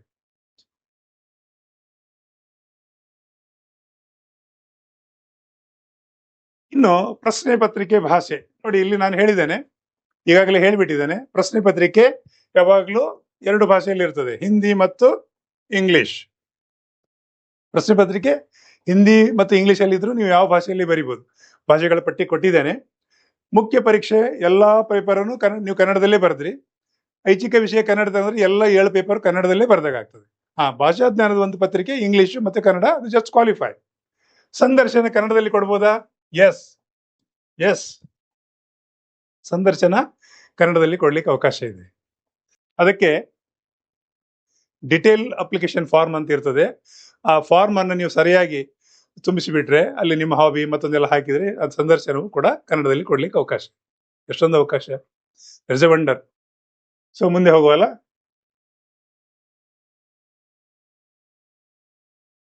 ನೋಡಿ ಯಾವ ರೀತಿ ನೀವು ಐಚ್ಛಿಕ ವಿಷಯ ತಗೊಳ್ಬಹುದು ಅಂತ ಒಂದು ಜಸ್ಟ್ ಒಂದು ಕೊಟ್ಟಿದ್ದೇನೆ ಈ ಸ್ಲೈಡ್ ಅಲ್ಲಿ. ಹೆಚ್ಚಾಗಿ ಈಗ ಕನ್ನಡದಲ್ಲಿ ನೀವು 5 ವಿಷಯಗಳ ಪೇಪರ್ ಕನ್ನಡದಲ್ಲಿ ಬರೆದ್ರಿ, ಐಚ್ಛಿಕ ವಿಷಯ ಕನ್ನಡವೇ ತಗೊಂಡ್ರೆ ಆಗ ನಿಮ್ಗಾಯ್ತು. ಇಲ್ಲ ಸರ್ ನಾನು ಇಂಗ್ಲಿಷಲ್ಲಿ ಬರೀತೇನೆ, ಎಸ್ ಬರೀರಿ ಇಂಗ್ಲಿಷಲ್ಲಿ. ಜನರಲ್ ಸ್ಟಡೀಸ್ 5 ಇಂಗ್ಲಿಷಲ್ಲಿ ಬರೆದ್ರಿ, ಹಾಗಿದ್ರೆ ನಾನು ಐಚ್ಛಿಕ ವಿಷಯ ಯಾವ್ದು ತಗೊಳ್ಳೋದು? ಸ್ವಲ್ಪ ಸರಳವಾಗಿರುವಂಥದ್ದು ಇಲ್ಲಿ ಮಾಹಿತಿ ಕೊಟ್ಟಿದ್ದೇನೆ. ಹೆಚ್ಚಾಗಿ ಯಾವ ಪತ್ರಿಕೆ ತಗೊಳ್ತಾರೆ ಅಂತ ಹೇಳಿದ್ರೆ ನೋಡಿ ಅಲ್ಲಿ ಕೊಟ್ಟಿದ್ದೇನೆ, ಕನ್ನಡ ಸಾಹಿತ್ಯ ಇದ್ರೆ ಅದು ಒಂದು. ಓಕೆ, ಕನ್ನಡ ಸಾಹಿತ್ಯ ತಗೊಂಡ್ರಿ, ಅಥವಾ ರಾಜ್ಯಶಾಸ್ತ್ರ ಅದು ಸ್ವಲ್ಪ ಬರಿಬಹುದು, ಬಹಳ ಚೆನ್ನಾಗಿ ಎಲ್ಲ ಅರ್ಥ ಆಗಿದ್ರೆ ಒಂದಕ್ಕೊಂದು ಕನೆಕ್ಟ್ ಇದೆ. ಸಮಾಜಶಾಸ್ತ್ರ ಸ್ವಲ್ಪ ಈಸಿ ಆಗ್ತದೆ. ಆಂಥ್ರೋಪಾಲಜಿ ಮಾನವಶಾಸ್ತ್ರ ಕೂಡ ಬಹಳ ಚಿಕ್ಕ ಪೇಪರು, ಇದನ್ನು ಡಿಟೇಲ್ಸ್ ಓದಿದ್ರೆ ಈಸಿಯಾಗಿ ನೀವು ಐಚ್ಛಿಕ ವಿಷಯ ಆಗಿ, ಯಾಕಂದ್ರೆ 500 ಮಾರ್ಕ್ಸ್ ಇರೋದ್ರಿಂದ ಇದು ಪಾಸ್ ಮಾಡ್ಲಿಕ್ಕೆ ನಾನು ಒಂದು ಜಸ್ಟ್ ಮಾಹಿತಿ ಕೊಟ್ಟಿದ್ದೇನೆ. ಹಾಗಂತೇಳಿ ಇದನ್ನೇ ಮಾಡ್ಬೇಕಂತಿಲ್ಲ, ನಿಮ್ಮಲ್ಲಿ ಯಾವ್ದು ಆಸಕ್ತಿ ಇದೆ ಬನ್ನಿ ಮಾಹಿತಿ ತಗೊಳ್ಳಿ, ಇನ್ನಷ್ಟು ಖಂಡಿತ ಇದು ಸಾಧ್ಯತೆ ಇದೆ. ಐಚ್ಛಿಕ ವಿಷಯ ಆಯ್ತು. ಇನ್ನು ಏಕೆ ಓದಬೇಕು ಅಂತ UPSCಗೆ ಅದು ಒಂದು ಸ್ಲೈಡ್ ಮಾಡಿ ಕೊಟ್ಟಿದ್ದೇನೆ. ಈಗಾಗಲೇ ಹೇಳಿದ್ದೇನೆ, ಯಾಕೆಂದ್ರೆ ಇತಿಹಾಸ ಇಲ್ಲದೆ ವರ್ತಮಾನ ಇಲ್ಲ. ಇತಿಹಾಸ ಓದಬೇಕು, ಭೂಗೋಳ ಓದ್ಲಿಕ್ಕಿದೆ, ಆಮೇಲೆ ನಿಮಗೆ ಕರೆಂಟ್ ಅಫೇರ್ಸ್, ಪೊಲಿಟಿಕಲ್ ಸಿಸ್ಟಮ್ ಹೇಗೆ ಕೆಲಸ ಮಾಡ್ತದೆ ಎಲ್ಲ ಬೇಕಾಗ್ತದೆ. ಇದೆಲ್ಲ ಸ್ಕ್ರೀನ್ ಶಾಟ್ ತಗೊಳ್ಳಿ, ನಿಮಗೆ ಖಂಡಿತ ಸಹಕಾರಿ ಆಗ್ತದೆ. ಇನ್ನು ಪುಸ್ತಕಗಳು ಯಾವುದೆಲ್ಲ ಅಂತೇಳಿ, ನೀವು ಕನ್ನಡದಲ್ಲಿಯೂ ಸಾಕಷ್ಟು ಪುಸ್ತಕಗಳಿದೆ. ಆಮೇಲೆ ಇಂಗ್ಲಿಷಲ್ಲಿ ನಾನು ರೆಫರ್ ಮಾಡೋದಾದ್ರೆ, ಯಾರಾದ್ರೂ ಇಂಗ್ಲಿಷಲ್ಲಿ ಬರೆಯೋದಾದ್ರೆ ಇಂಗ್ಲಿಷಿನ ಪತ್ರಿಕೆಗಳು ಯಾವ್ದೆಲ್ಲ ಪುಸ್ತಕಗಳು ಅಂತೇಳಿ ಸಂಕ್ಷಿಪ್ತವಾಗಿ ಕೊಟ್ಟಿದ್ದೇನೆ. ಲಕ್ಷ್ಮೀಕಾಂತ್ ಅವರದ್ದು ಪಾಲಿಟಿ ಅಂತ ಇದೆ, ಇಂಡಿಯನ್ ಪಾಲಿಟಿ ಅಂತ ಹೇಳಿ, ಬಹಳ ಅದ್ಭುತವಾಗಿದೆ. ಖಂಡಿತ ನೀವು ಕನ್ನಡ ಇಂಗ್ಲಿಷ್ ಎರಡೂ ಅರ್ಥ ಆಗೋದ್ರೆ ಇಂಗ್ಲಿಷಲ್ಲಿ ಓದಿ ಕನ್ನಡದಲ್ಲಿ ನೀವು ಚಿಂತನೆ ಮಾಡ್ಬೋದು. ಕನ್ನಡದಲ್ಲಿ ಸಾಕಷ್ಟು ಇದೆ, ಆಲೋಚನೆ ಮಾಡಿ. ಆಮೇಲೆ ಆಧುನಿಕ ಭಾರತದ್ದು ಯಾವುದು ಅಂತ ಹೇಳಿ ಸ್ಪೆಕ್ಟ್ರಮ್ ಅವ್ರದ್ದು ಇದೆ ಪಬ್ಲಿಕೇಶನ್ದು, ಅದು ತಗೊಳ್ಳಿ. ಭೂಗೋಳದ್ದು ಇಲ್ಲಿ ಕೊಟ್ಟಿದ್ದೇನೆ, ಇದೊಂದು ಸ್ಕ್ರೀನ್ ಶಾಟ್ ತಗೊಳ್ಳಿ. ಆಮೇಲೆ ಆರ್ಥಿಕತೆ ಎಕನಾಮಿಕ್ಸ್ ಬಗ್ಗೆ ರಮೇಶ್ ಸಿಂಗ್ ಅಂತ ಹೇಳಿ ಬರೆದಿದ್ದಾರೆ, ಇದು ಸ್ವಲ್ಪ ಹೆಲ್ಪ್ ಆಗ್ತದೆ. ಪರಿಸರ ಬಗ್ಗೆ ಆಗಾಗ ಓದ್ತಾ ಇರಬೇಕು. ಈ ಪುಸ್ತಕಗಳನ್ನ ನಿಮ್ಗೆ ಸಾಕಾಗ್ತದೆ. ಸರ್ ಕನ್ನಡದಲ್ಲಿ ಇದೆ ಅಂದ್ರೆ ಕನ್ನಡದಲ್ಲಿ ಸಾಕಷ್ಟು ಇದೆ. ನೀವು ಯಾರಾದ್ರೂ ಕನ್ನಡಿಗರು ನನ್ನ ಫೋನ್ ನಂಬರ್ ಕೊಟ್ಟಿದ್ದೇನೆ, ಪತ್ರದಲ್ಲಿ ಕಾಂಟ್ಯಾಕ್ಟ್ ಮಾಡಿ. ಖಂಡಿತ ನೀವು ಸಿದ್ಧತೆ ಮಾಡಿದ್ರೆ ಸಮಗ್ರ ಮಾಹಿತಿಯನ್ನ, ಉಚಿತ ಮಾಹಿತಿ ಕೂಡ ಕೊಡ್ತೇನೆ ನಿಮ್ಗೆ, ಅದು ನಿಮ್ಮ ಆಲೋಚನೆ. ಸೊ ಏನೆಲ್ಲ ಓದ್ಬೇಕು, ಯಾವ ರೀತಿ ಇರಬೇಕು ಅನ್ನೋದಕ್ಕೆ ನೋಡಿ, ನಾನು ಪ್ರಥಮದಲ್ಲಿ ಹೇಳಿದೆ. ನಿಮ್ಮ ಅಧ್ಯಯನ ಹೇಗೆ ಮಾಡು ಸರ್ ಅಂದ್ರೆ ದೊಡ್ಡ ಬಜೆಟ್ ಇದೆಯಾ? ಇಲ್ಲ, ಬಹಳ ಸಿಂಪಲ್ ಆಗಿ ತಿಂಗಳಿಗೆ 500 ರೂಪಾಯಿ ನೀವು ಖರ್ಚು ಮಾಡ್ಲಿಕ್ಕೆ ರೆಡಿ ಇದ್ರೆ ಪಾಸ್ ಆಗ್ತೀರಿ. ತಿಂಗಳಿಗೆ 500 ರೂಪಾಯಿ ಪ್ರತಿ ತಿಂಗಳು. ಹೇಗೆ? ಒಂದು ದಿನಪತ್ರಿಕೆ, ಯಾವುದೇ ಪತ್ರಿಕೆ ತಗೊಳ್ಳಿ, ಒಂದು ಇಂಗ್ಲಿಷ್ ಪತ್ರಿಕೆ, ಇದು ಭಾಷಾ ಜ್ಞಾನಕ್ಕೆ, ಇದು ಮಾತ್ರ ನಿಮ್ಮನ್ನು ಪಾಸ್ ಮಾಡೋದು. ಈಗಲೇ ಪ್ರಾರಂಭ ಮಾಡಿ. PUC ಇದ್ರೆ PUC, ಡಿಗ್ರಿ ಪ್ರಥಮ ಇದ್ರೆ ಡಿಗ್ರಿ, ಅಥವಾ ಜಾಬ್ ಮಾಡ್ತಾ ಇದ್ರೆ ತರಿಸ್ಬೇಕು ಮನೆಗೆ ಡೈಲಿ ಪತ್ರ. ಇದು ಬಹಳ ಇಂಪಾರ್ಟೆಂಟ್, ಯಾಕಂದ್ರೆ ಕರೆಂಟ್ ಅಫೇರ್ಸ್, ಭಾಷಾ ಜ್ಞಾನ ಎಲ್ಲದಕ್ಕೂ ಇದು ಸಹಕಾರಿ ಆಗ್ತದೆ. ಮ್ಯಾಪ್ ರೀಡಿಂಗ್ ಬಗ್ಗೆ ಹೇಳಿದೆ ನೋಡಿ. ನಿಮ್ಮ ಕೋಣೆಯಲ್ಲಿ ಒಂದು ಕರ್ನಾಟಕ ಮ್ಯಾಪ್, ಮತ್ತೆ ಒಂದು ಭಾರತದ ಮ್ಯಾಪ್, ಇನ್ನೊಂದು ವರ್ಲ್ಡ್ ಮ್ಯಾಪ್ ಇದ್ದಾಗ, ನಾನು ಪ್ರಥಮದಲ್ಲಿ ಹೇಳಿದೆ, ಈಗ ಇತ್ತೀಚೆಗೆ ನಡೆಯುವಂತಹ ಘಟನಾವಳಿಗಳು ಯಾವ ಪ್ರದೇಶದಲ್ಲಿದೆ, ಸುತ್ತಮುತ್ತಲ ರಾಷ್ಟ್ರಗಳು ಯಾವುದಿದೆ, ಆ ರೀಸನ್ಗೆ ಏನ್ ಹೇಳ್ತಾರೆ, ಮಧ್ಯ ಏಷ್ಯಾ ಅಂದ್ರೆ ಏನು, ಆಮೇಲೆ ಏಷ್ಯಾದಲ್ಲಿ ಯಾವುದೆಲ್ಲ ರಾಷ್ಟ್ರಗಳು ಬರ್ತದೆ, ಯುರೋಪ್ನಲ್ಲಿ ಯಾವ್ದು ಬರ್ತದೆ, ಇಂಥ ವಿಷಯಕ್ಕೆಲ್ಲ ಮ್ಯಾಪ್ ರೀಡಿಂಗ್ ಮೋಸ್ಟ್ ಇಂಪಾರ್ಟೆಂಟ್. ಆಮೇಲೆ ಜಿಯೋಗ್ರಫಿ ಕೂಡ, ಯಾವ ಕ್ಷೇತ್ರದಲ್ಲಿ ಏನೇನಿದೆ ಅದೆಲ್ಲ ಬಹಳ ಇಂಪಾರ್ಟೆಂಟ್ ಇದೆ. ಸೊ ಅದನ್ನು ಇಟ್ಕೊಳ್ಳಿ, ಒಂದಾಯ್ತು. ನೆಕ್ಸ್ಟ್ ಇನ್ನೊಂದು ಯಾವುದು ಅಂತ ಹೇಳಿದ್ರೆ, ಸೊ ಈ ರೀತಿ 3 ಮ್ಯಾಪ್ಗಳನ್ನು ಇಟ್ಕೊಳ್ಳಿ, ಕರ್ನಾಟಕ, ಭಾರತ ಮತ್ತೆ ವರ್ಲ್ಡ್ ಮ್ಯಾಪ್. ವರ್ಲ್ಡ್ ಮ್ಯಾಪ್ ಅಲ್ಲಿ ನೀವು ಯಾವ್ದು ಯಾವ ಕಡೆ ಇದೆ ಅಂತ ಗೊತ್ತಾಗ್ತದೆ. ಉತ್ತರಕ್ಕೆ ಯಾವುದು, ದಕ್ಷಿಣಕ್ಕೆ ಯಾವುದು, ಯಾವ ಖಂಡಗಳು ಬರ್ತದೆ, ಎಷ್ಟು ಖಂಡಗಳಿದೆ. ಆಮೇಲೆ ಯುರೋಪ್ನಲ್ಲಿ ಅಮೆರಿಕ ಬರ್ತದ? ಇಲ್ಲ, ತುಂಬಾ ಜನರಿಗೆ ಅದೇ ಗೊತ್ತಿಲ್ಲ. ಅಮೆರಿಕ ಒಂದು ಸಪರೇಟ್ ಖಂಡವೇ, ಯುರೋಪ್ ಒಂದು ಸಪರೇಟ್ ಖಂಡ ಇದೆ. ಖಂಡ ಅಂದ್ರೆ ಏನು, ಖಂಡಾಂತರ ಅಂದ್ರೆ ಏನು, ಅದು ಕೂಡ ತಿಳ್ಕೊಳ್ಬೇಕಾಗ್ತದೆ ಅಲ್ವಾ. ಅದೇ ಹೇಳಿದ್ದು, 6ನೇ ಕ್ಲಾಸಿಂದ 12th ಸ್ಟ್ಯಾಂಡರ್ಡಿನ ಸಿಲೆಬಸ್ ಇರುವುದು ಇದಕ್ಕೆಲ್ಲ. ಅದನ್ನ ಅಧ್ಯಯನ ಮಾಡಿ ನಿಮ್ಮ ಚಿಂತನ ಮಂಥನ ಬೆಳೆಸ್ಕೊಂಡ್ರೆ ಈಸಿಯಾಗಿ ಪಾಸ್ ಮಾಡ್ಲಿಕ್ಕೆ ಸಾಧ್ಯತೆ ಇದೆ. ಓಕೆ, ಸೊ ಇಲ್ಲಿ ಮುಖ್ಯ ಪರೀಕ್ಷೆ ಹೇಗೆ ಬರೆಯುವುದು ಅಂತ ಒಂದಿಷ್ಟು ಪಾಯಿಂಟ್ಗಳು ಕೊಟ್ಟಿದ್ದೇನೆ. ಉದಾಹರಣೆಗೆ ಯಾವುದೇ ವಿಷಯ ತಗೊಳ್ಳಿ, ಅಲ್ಲಿ ಪೀಠಿಕೆ ಅಂತ ಇರ್ತದೆ. ನೀವೀಗ ಪೀಠಿಕೆ ಅಂದ ತಕ್ಷಣ PTK ಅಂತ ಬರೆದು ಸ್ಟಾರ್ಟ್ ಮಾಡ್ಲಿಕ್ಕಿಲ್ಲ, ನೆನ್ಪಿಡಿ. PTK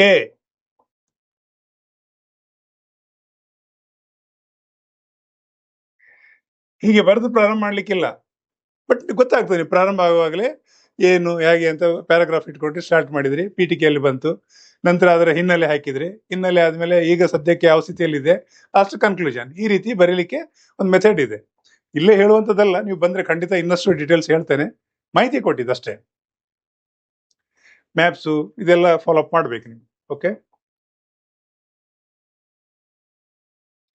ಈಗ ಇಂಟರ್ವ್ಯೂನಲ್ಲಿ ಮೋಸ್ಟ್ ಇಂಪಾರ್ಟೆಂಟ್, ನಿಮ್ಗೆ ಆಗ ಹೇಳಿದೆ ಕನ್ನಡದಲ್ಲಿ ಕೊಡ್ಲಿಕ್ಕೆ ಅವಕಾಶ ಇದೆ, ಇಂಗ್ಲೀಷಲ್ಲಿ ಕೊಡ್ಬೋದು. ಅದೇ ನಿಮ್ಮ ಭಾಷೆ ಯಾವುದು ಅಂತ ಹೇಳಿ. ಮತ್ತೆ ಇಂಗ್ಲೀಷ್ ಸಾಧಾರಣ ಎಷ್ಟೇ ಕನ್ನಡದಲ್ಲೇ ಓದಿರಿ ಇಂಗ್ಲೀಷಲ್ಲೇ ಓದಿರಲಿ, ಇಂಗ್ಲೀಷ್ ಜ್ಞಾನ ಇದ್ದೇ ಇದೆ ನಮ್ಮ ಭಾರತದಲ್ಲಿ, ಸಾಕಷ್ಟು ಇದೆ. ಇವನು ಬ್ರಿಟಿಷರಿಗೂ ಗೊತ್ತಿರಲಿಕ್ಕಿಲ್ಲ ಅಷ್ಟು ಇಂಗ್ಲೀಷ್ ನಮ್ಮ ದೇಶದವರಿಗೆ ಗೊತ್ತಿದೆ ಇಂಗ್ಲೀಷು. ಸೊ ಎರಡು ಭಾಷೆಯನ್ನು ಮಿಕ್ಸ್ ಮಾಡಿ ಮಾತಾಡ್ಬೋದು ನೀವು. ಕನ್ಕ್ಲೂಷನ್ ಮಾಡುವಾಗ ನೀವು ಎಕ್ಸ್ಪ್ಲೇನ್ ಮಾಡಬೇಕಾದ್ರೆ ಕನ್ನಡ ತಗೊಳ್ಳಿ, ನಂತರ ಸಣ್ಣ ಪುಟ್ಟ ವಿಷಯಗಳನ್ನು ಇಂಗ್ಲೀಷಲ್ಲಿ ಎಕ್ಸ್ಪ್ಲೇನ್ ಮಾಡ್ಬೋದು ನೀವು.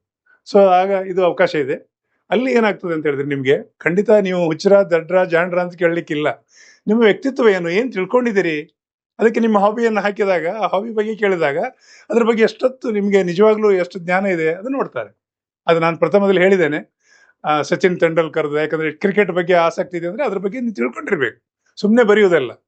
ಸೊ ಸಂಗೀತದ ಬಗ್ಗೆ, ಸಂಗೀತದ ಪ್ರಕಾರಗಳು ಯಾವುದು, ದಕ್ಷಿಣಾದಿ ಸಂಗೀತ ಯಾವುದು, ಉತ್ತರಾದಿ ಸಂಗೀತ ಯಾವುದು, ಅದರಲ್ಲಿ ಲಘು ಗೀತೆ ಯಾವುದು, ಲೈಟ್ ಮ್ಯೂಸಿಕ್ ಅಂದ್ರೆ ಯಾವುದು, ಅದು ಗೊತ್ತಿರ್ಬೇಕಲ್ಲ. ಶಾಸ್ತ್ರೀಯ ಸಂಗೀತ ಯಾವ್ದು ಪ್ರಕಾರಗಳಿದೆ, ನೃತ್ಯ ಆದ್ರೆ ನೃತ್ಯದಲ್ಲಿ ಯಾವ್ಯಾವ ಪ್ರಕಾರಗಳಿದೆ ಅದು ಗೊತ್ತಿರ್ಬೇಕು. ಅಂದ್ರೆ ನಿಮ್ಮ ಆಸಕ್ತಿ ವಿಷಯ ಇದ್ರೆ ಅದನ್ನ ಡೆಪ್ತ್ ಆಗಿ ಗೊತ್ತಿರ್ಬೇಕು ಅಂತ ಹೇಳಿ ಅಷ್ಟೇ.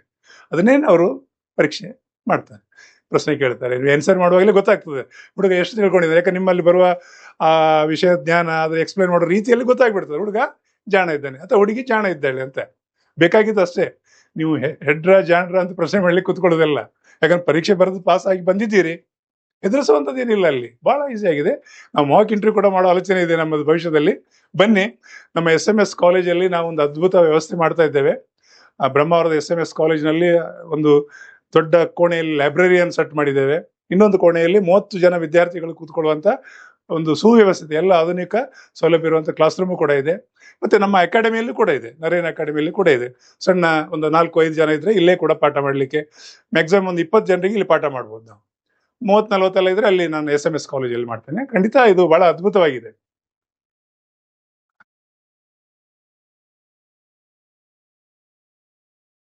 ಇನ್ನು ಎಲ್ಲೆಲ್ಲಿ ಸೆಂಟರ್ ಇದೆ ಕರ್ನಾಟಕದಲ್ಲಿ ಅಂತ ತುಂಬಾ ಜನರಿಗೆ ಅದು ಕೂಡ ಕನ್ಫ್ಯೂಸ್ ಇದೆ. ಬೆಂಗಳೂರು, ಮೈಸೂರು ಮತ್ತೆ ಹುಬ್ಳಿ, ಧಾರವಾಡ. ಸೊ ನೆನ್ಪಿಡಿ, ಬೆಂಗಳೂರು ಒಂದು ಸೆಂಟರ್ ಇದೆ, ಮೈಸೂರು ಇದೆ, ಧಾರವಾಡ ಮತ್ತೆ ಹುಬ್ಬಳ್ಳಿ. ಈ ಸೆಂಟರ್ಗಳಲ್ಲಿ ನಿಮ್ಗೆ ಅದಕ್ಕೆ ಏನ್ ಮಾಡ್ಬೇಕು, ಕೂಡಲೇ ಅಪ್ಲಿಕೇಶನ್ ಹಾಕಿ ಸೆಂಟರ್ ನೀವು ಸೆಲೆಕ್ಟ್ ಮಾಡಿದ್ರೆ ನಿಮ್ಗೆ ಮೈಸೂರು ಇಷ್ಟ ಆದ್ರೆ ಮೈಸೂರೇ ಸಿಕ್ಬಿಡ್ತದೆ. ಮೈಸೂರು ಫಿಲಪ್ ಆದ್ಮೇಲೆ ಮತ್ತೆ ನಿಮ್ಗೆ ಧಾರವಾಡ ಸಿಕ್ಕರೆ ಕೆಲವ್ರಿಗೆ ಇಷ್ಟ ಆಗೋದಿಲ್ಲ, ಕೆಲವ್ರು ಧಾರವಾಡ ಭೀ ಇಷ್ಟ ಆಗ್ಬೋದು. ಅದೇ ನಿಮ್ಮ ಚಾಯ್ಸ್ ಮೇಲೆ. ಸೊ ಇದು ಅವಕಾಶ ಇದೆ, ಇದು ಕೂಡ ನಿಮಗೆ ಮಾಹಿತಿ ಕೊಟ್ಟಿದ್ದೇನೆ. ನೆಕ್ಸ್ಟ್ ನೋಡುವಲ್ಲ, ಇದು ಒಂದಿಷ್ಟು ಸೀಮಿತ ಪುಸ್ತಕಗಳು. ಆಮೇಲೆ ಇಲ್ಲಿ ಏನ್ ಕೊಟ್ಟಿದ್ದಾನೆ ಇನ್ನೊಂದು, ನಿಮ್ಗೆ ಹೇಗೆ ಸಿದ್ಧತೆ ಮಾಡ್ಕೊಳ್ಬೇಕಂದ್ರೆ PYQ ಅಂತ ಹೇಳಿದ್ರೆ, Q ಅಂತ ಹೇಳಿದ್ರೆ ಪ್ರೀವಿಯಸ್ ಇಯರ್ ಕ್ವಶನ್ಸ್, ಅದನ್ನ ತಗೊಳ್ಬೇಕು. ಅದು ಈಗಂತೂ ಅದ್ಭುತ ಪುಸ್ತಕ ಸಿಗ್ತದೆ.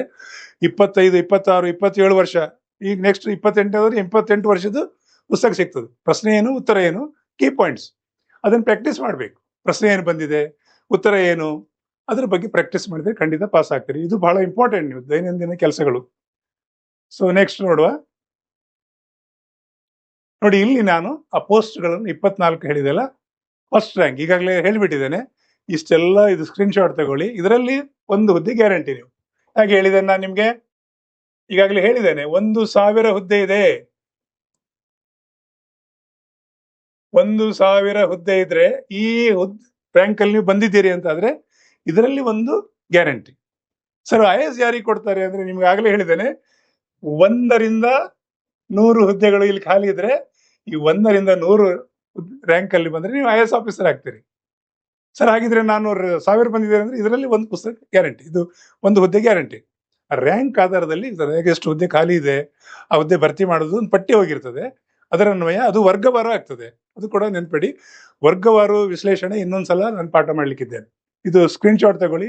ಇಷ್ಟು ಅದ್ಭುತವಾದ ಹುದ್ದೆಗಳು. ಇದರಲ್ಲಿ ನಿಮ್ಗೆ ಆಲ್ ಇಂಡಿಯಾ ಸರ್ವಿಸ್ ಅಂತ ಹೇಳಿದ್ರೆ 2 ಪೋಸ್ಟ್ ನಮ್ಗೆ ಸಿವಿಲ್ ಸರ್ವಿಸ್ ಆಧಾರದಲ್ಲಿ. ಯಾವುದು ಒಂದು IAS, ಇನ್ನೊಂದು IPS. ಯಾಕೆಂದ್ರೆ ಎಲ್ಲ ಜಿಲ್ಲೆಯಲ್ಲಿ ನಿಮ್ಗೆ IAS ಅಧಿಕಾರಿಗಳು ಇರ್ತಾರೆ, DC, ಜಿಲ್ಲಾ ಮಟ್ಟದಲ್ಲಿ SP ಇರ್ತಾರೆ, ಆಮೇಲೆ ಉಪವಿಭಾಗದಲ್ಲಿ ಅಸಿಸ್ಟೆಂಟ್ ಕಮಿಷನರ್ ಇರ್ತಾರೆ. ಆ ರೀತಿ ಪೋಸ್ಟ್ಗಳಿದ್ದು ಆಲ್ ಇಂಡಿಯಾ. ನೀವು ಯಾವ ರಾಜ್ಯದಲ್ಲಿ ಇದ್ದೀರಿ ಆ ರಾಜ್ಯದಲ್ಲೂ ಮಾಡ್ಲಿಕ್ಕೆ ಅವಕಾಶ ಇದೆ. ಅಲ್ಲಿ ನಿಮಗೆ ವಿಭಾಗಗಳನ್ನು ಕೊಟ್ಟಿದ್ದಾರೆ, ಝೋನ್ಗಳನ್ನ. ನೀವು ಪ್ರಥಮ ಅರ್ಜಿ ಹಾಕುವಾಗ ಝೋನ್ ಮಾಡಿದ್ರೆ ಆ ಝೋನಲ್ಲಿ ಸಿಗ್ತದೆ. ಬಾಕಿ ಹುದ್ದೆಗಳು ಎಲ್ಲಿ ಸರ್ ಅಂತ ಹೇಳಿದ್ರೆ ಸೆಂಟ್ರಲ್ದು, ಉದಾಹರಣೆಗೆ ಇನ್ಕಮ್ ಟ್ಯಾಕ್ಸ್ ಎಲ್ಲ ಕಡೆ ಇದೆ, ಆದ್ರೆ ಅದು ನೇರವಾಗಿ ಕೇಂದ್ರ ಆಡಳಿತ ವ್ಯಾಪಾರಿ. ಹುದ್ದೆ ಮಾತ್ರ ಕರ್ನಾಟಕದಲ್ಲಿ ಸಿಕ್ಕೋ ಸಾಧ್ಯತೆಗಳಿರ್ತದೆ. ಯಾಕಂದ್ರೆ ಆ ಇಲಾಖೆ ಹುದ್ದೆ ಅಲ್ಲಿ ಇದೆ ಅಂತ ಹೇಳಿದ್ರೆ ಅದು ಸಿಗ್ತದೆ. ಆ ರೀತಿ ಇದೆ. ಸೊ ಈ ರೀತಿ ಇರೋದ್ರಿಂದ ಈ ಹುದ್ದೆಗಳದ್ದು ನೀವು ಸ್ಕ್ರೀನ್ ಶಾಟ್ ತಗೊಳ್ಳಿ. ಖಂಡಿತ ನಿಮ್ಗೆ ಇನ್ನು ಹೆಚ್ಚಿನ ಮಾಹಿತಿ ಬೇಕಾದ್ರೆ ಕಾಂಟ್ಯಾಕ್ಟ್ ಮಾಡಿ. ನೋಡಿ, ಭಾಷಾ ಜ್ಞಾನ ಅಂತ ಹೇಳಿದ್ರೆ ಇಷ್ಟು ಭಾಷೆಗಳಲ್ಲಿ ಬರೀಲಿಕ್ಕಿದೆ. ಇಲ್ಲಿ ಒಂದು ಸ್ವಲ್ಪ ಕನ್ಫ್ಯೂಸ್ ಇದೆ, ಅದನ್ನು ಕ್ಲಿಯರ್ ಮಾಡಿಬಿಡ್ತೇನೆ. ಈಗ ನೀವು ಕನ್ನಡ ಮಾಡಿದ್ರಿ, ಓಕೆ, ಕನ್ನಡ ಅಂತೇಳಿ ಭಾಷೆ ಆಯ್ಕೆ ಮಾಡಿದ್ರು. ಅಲ್ಲಿ ಕೇಳ್ತದೆ ನಿಮ್ಮ ಸ್ಕ್ರಿಪ್ಟ್ ಯಾವುದು ಅಂತ, ಲಿಪಿ ಯಾವುದು ಅಂತ. ಕನ್ನಡಕ್ಕೆ ಯಾವ್ದಿದೆ? ಕನ್ನಡಕ್ಕೆ ಲಿಪಿ ಯಾವುದು? ಕನ್ನಡವೇ. ಹಾಗಿದ್ರೆ ಬೇರೆ ಇದೆ, ಒಂದೇ ಲಿಪಿ ಇದೆ ಅಂತ ಹೇಳಿದ್ರೆ ದೇವನಾಗರಿ ಅಂತ ಇಲ್ಲಿ ಕೊಟ್ಟಿದಾರಲ್ಲ, ಇದು ಇದೆಯಲ್ಲ, ನೇಪಾಳಿ, ಮರಾಠಿ, ಇವೆಲ್ಲ ಒಂದೇ ಟೈಪ್ ಭಾಷೆ, ಅದು ದೇವನಾಗರಿ ಅಂತ ಹೇಳ್ತಾರೆ. ಆ ಭಾಷೆ ಯಾವುದಂದ್ರೆ, ಎಕ್ಸಾಂಪಲ್ ನಿಮ್ಗೆ ಇಲ್ಲಿ ಬರೆದು ಹೇಳುದಾದ್ರೆ, ಉದಾಹರಣೆಗೆ ಮರಾಠಿಯಲ್ಲಿ ಅಕ್ಷರ ಅದೇ ಸೇಮ್, ಹಿಂದಿಯಲ್ಲೂ ಅದೇ. ಎಕ್ಸಾಂಪಲ್, ಲಿಪಿ ಬೇರೆ, ಭಾಷೆ ಬೇರೆ. ಸೊ ನೆನ್ಪಿಟ್ಕೊಳ್ಳಿ, ಕನ್ನಡದ ಇದೆ, ಮಲಯಾಳಂ ಇದೆ, ತೆಲುಗು ಇದೆ. ಇಲ್ಲಿ ಕೆಲವು ಭಾಷೆಗಳು ನಿಮಗೆ ರಿಪೀಟ್ ಆಗ್ತದೆ, ದೇವನಾಗರಿ ಅಂತೇಳಿ. ಯಾವುದೆಲ್ಲ? ಉದಾಹರಣೆಗಾಗಿ ನೀವು ಕೊಂಕಣಿ ಭಾಷೆ ಆಯ್ಕೆ ಮಾಡಿದ್ರಿ, ಅದೇ ಅಕ್ಷರದಲ್ಲಿ ನೀವು ಕೊಂಕಣಿಯಲ್ಲಿ ನೀರಿಗೆ ಏನ್ ಹೇಳ್ತಾರೆ? ಪಾಣಿ. ಯಾವ್ದ್ರಲ್ಲಿ? ಇದು ಮರಾಠಿಯಲ್ಲಿ. ಅದೇ ಕೊಂಕಣಿಯಲ್ಲಿ ಉದಾ ಅಂತ ಹೇಳ್ತಾರೆ. ಉದಾ ಹೀಗೆ ಬರೀತಾರೆ, ಅಕ್ಷರದೇ. ಸೊ ಅದರ ಅರ್ಥ ಬೇರೆ ಆಗ್ತದೆ. ಸೊ ಹಾಗಾಗಿ ದೇವನಾಗರಿ ಅಂತೇಳಿ. ಸೊ ಅದಕ್ಕೆ ಭಾಷೆ ಯಾವುದು, ಸ್ಕ್ರಿಪ್ಟ್ ಯಾವುದು, ಇದು ಕನ್ಫ್ಯೂಸ್ ಆಗುತ್ತೆ ತುಂಬಾ ಜನರಿಗೆ. ಕನ್ನಡ ಸಮಸ್ಯೆ ಇಲ್ಲ, ಕನ್ನಡವೇ. ಇಂಗ್ಲಿಷಲ್ಲಿ ಇಂಗ್ಲಿಷೇ. ಸೊ ಅದು ರೋಮನ್ ಇಂಗ್ಲಿಷ್. Okay, clear? ಭಾಷೆ ಆಯ್ತು.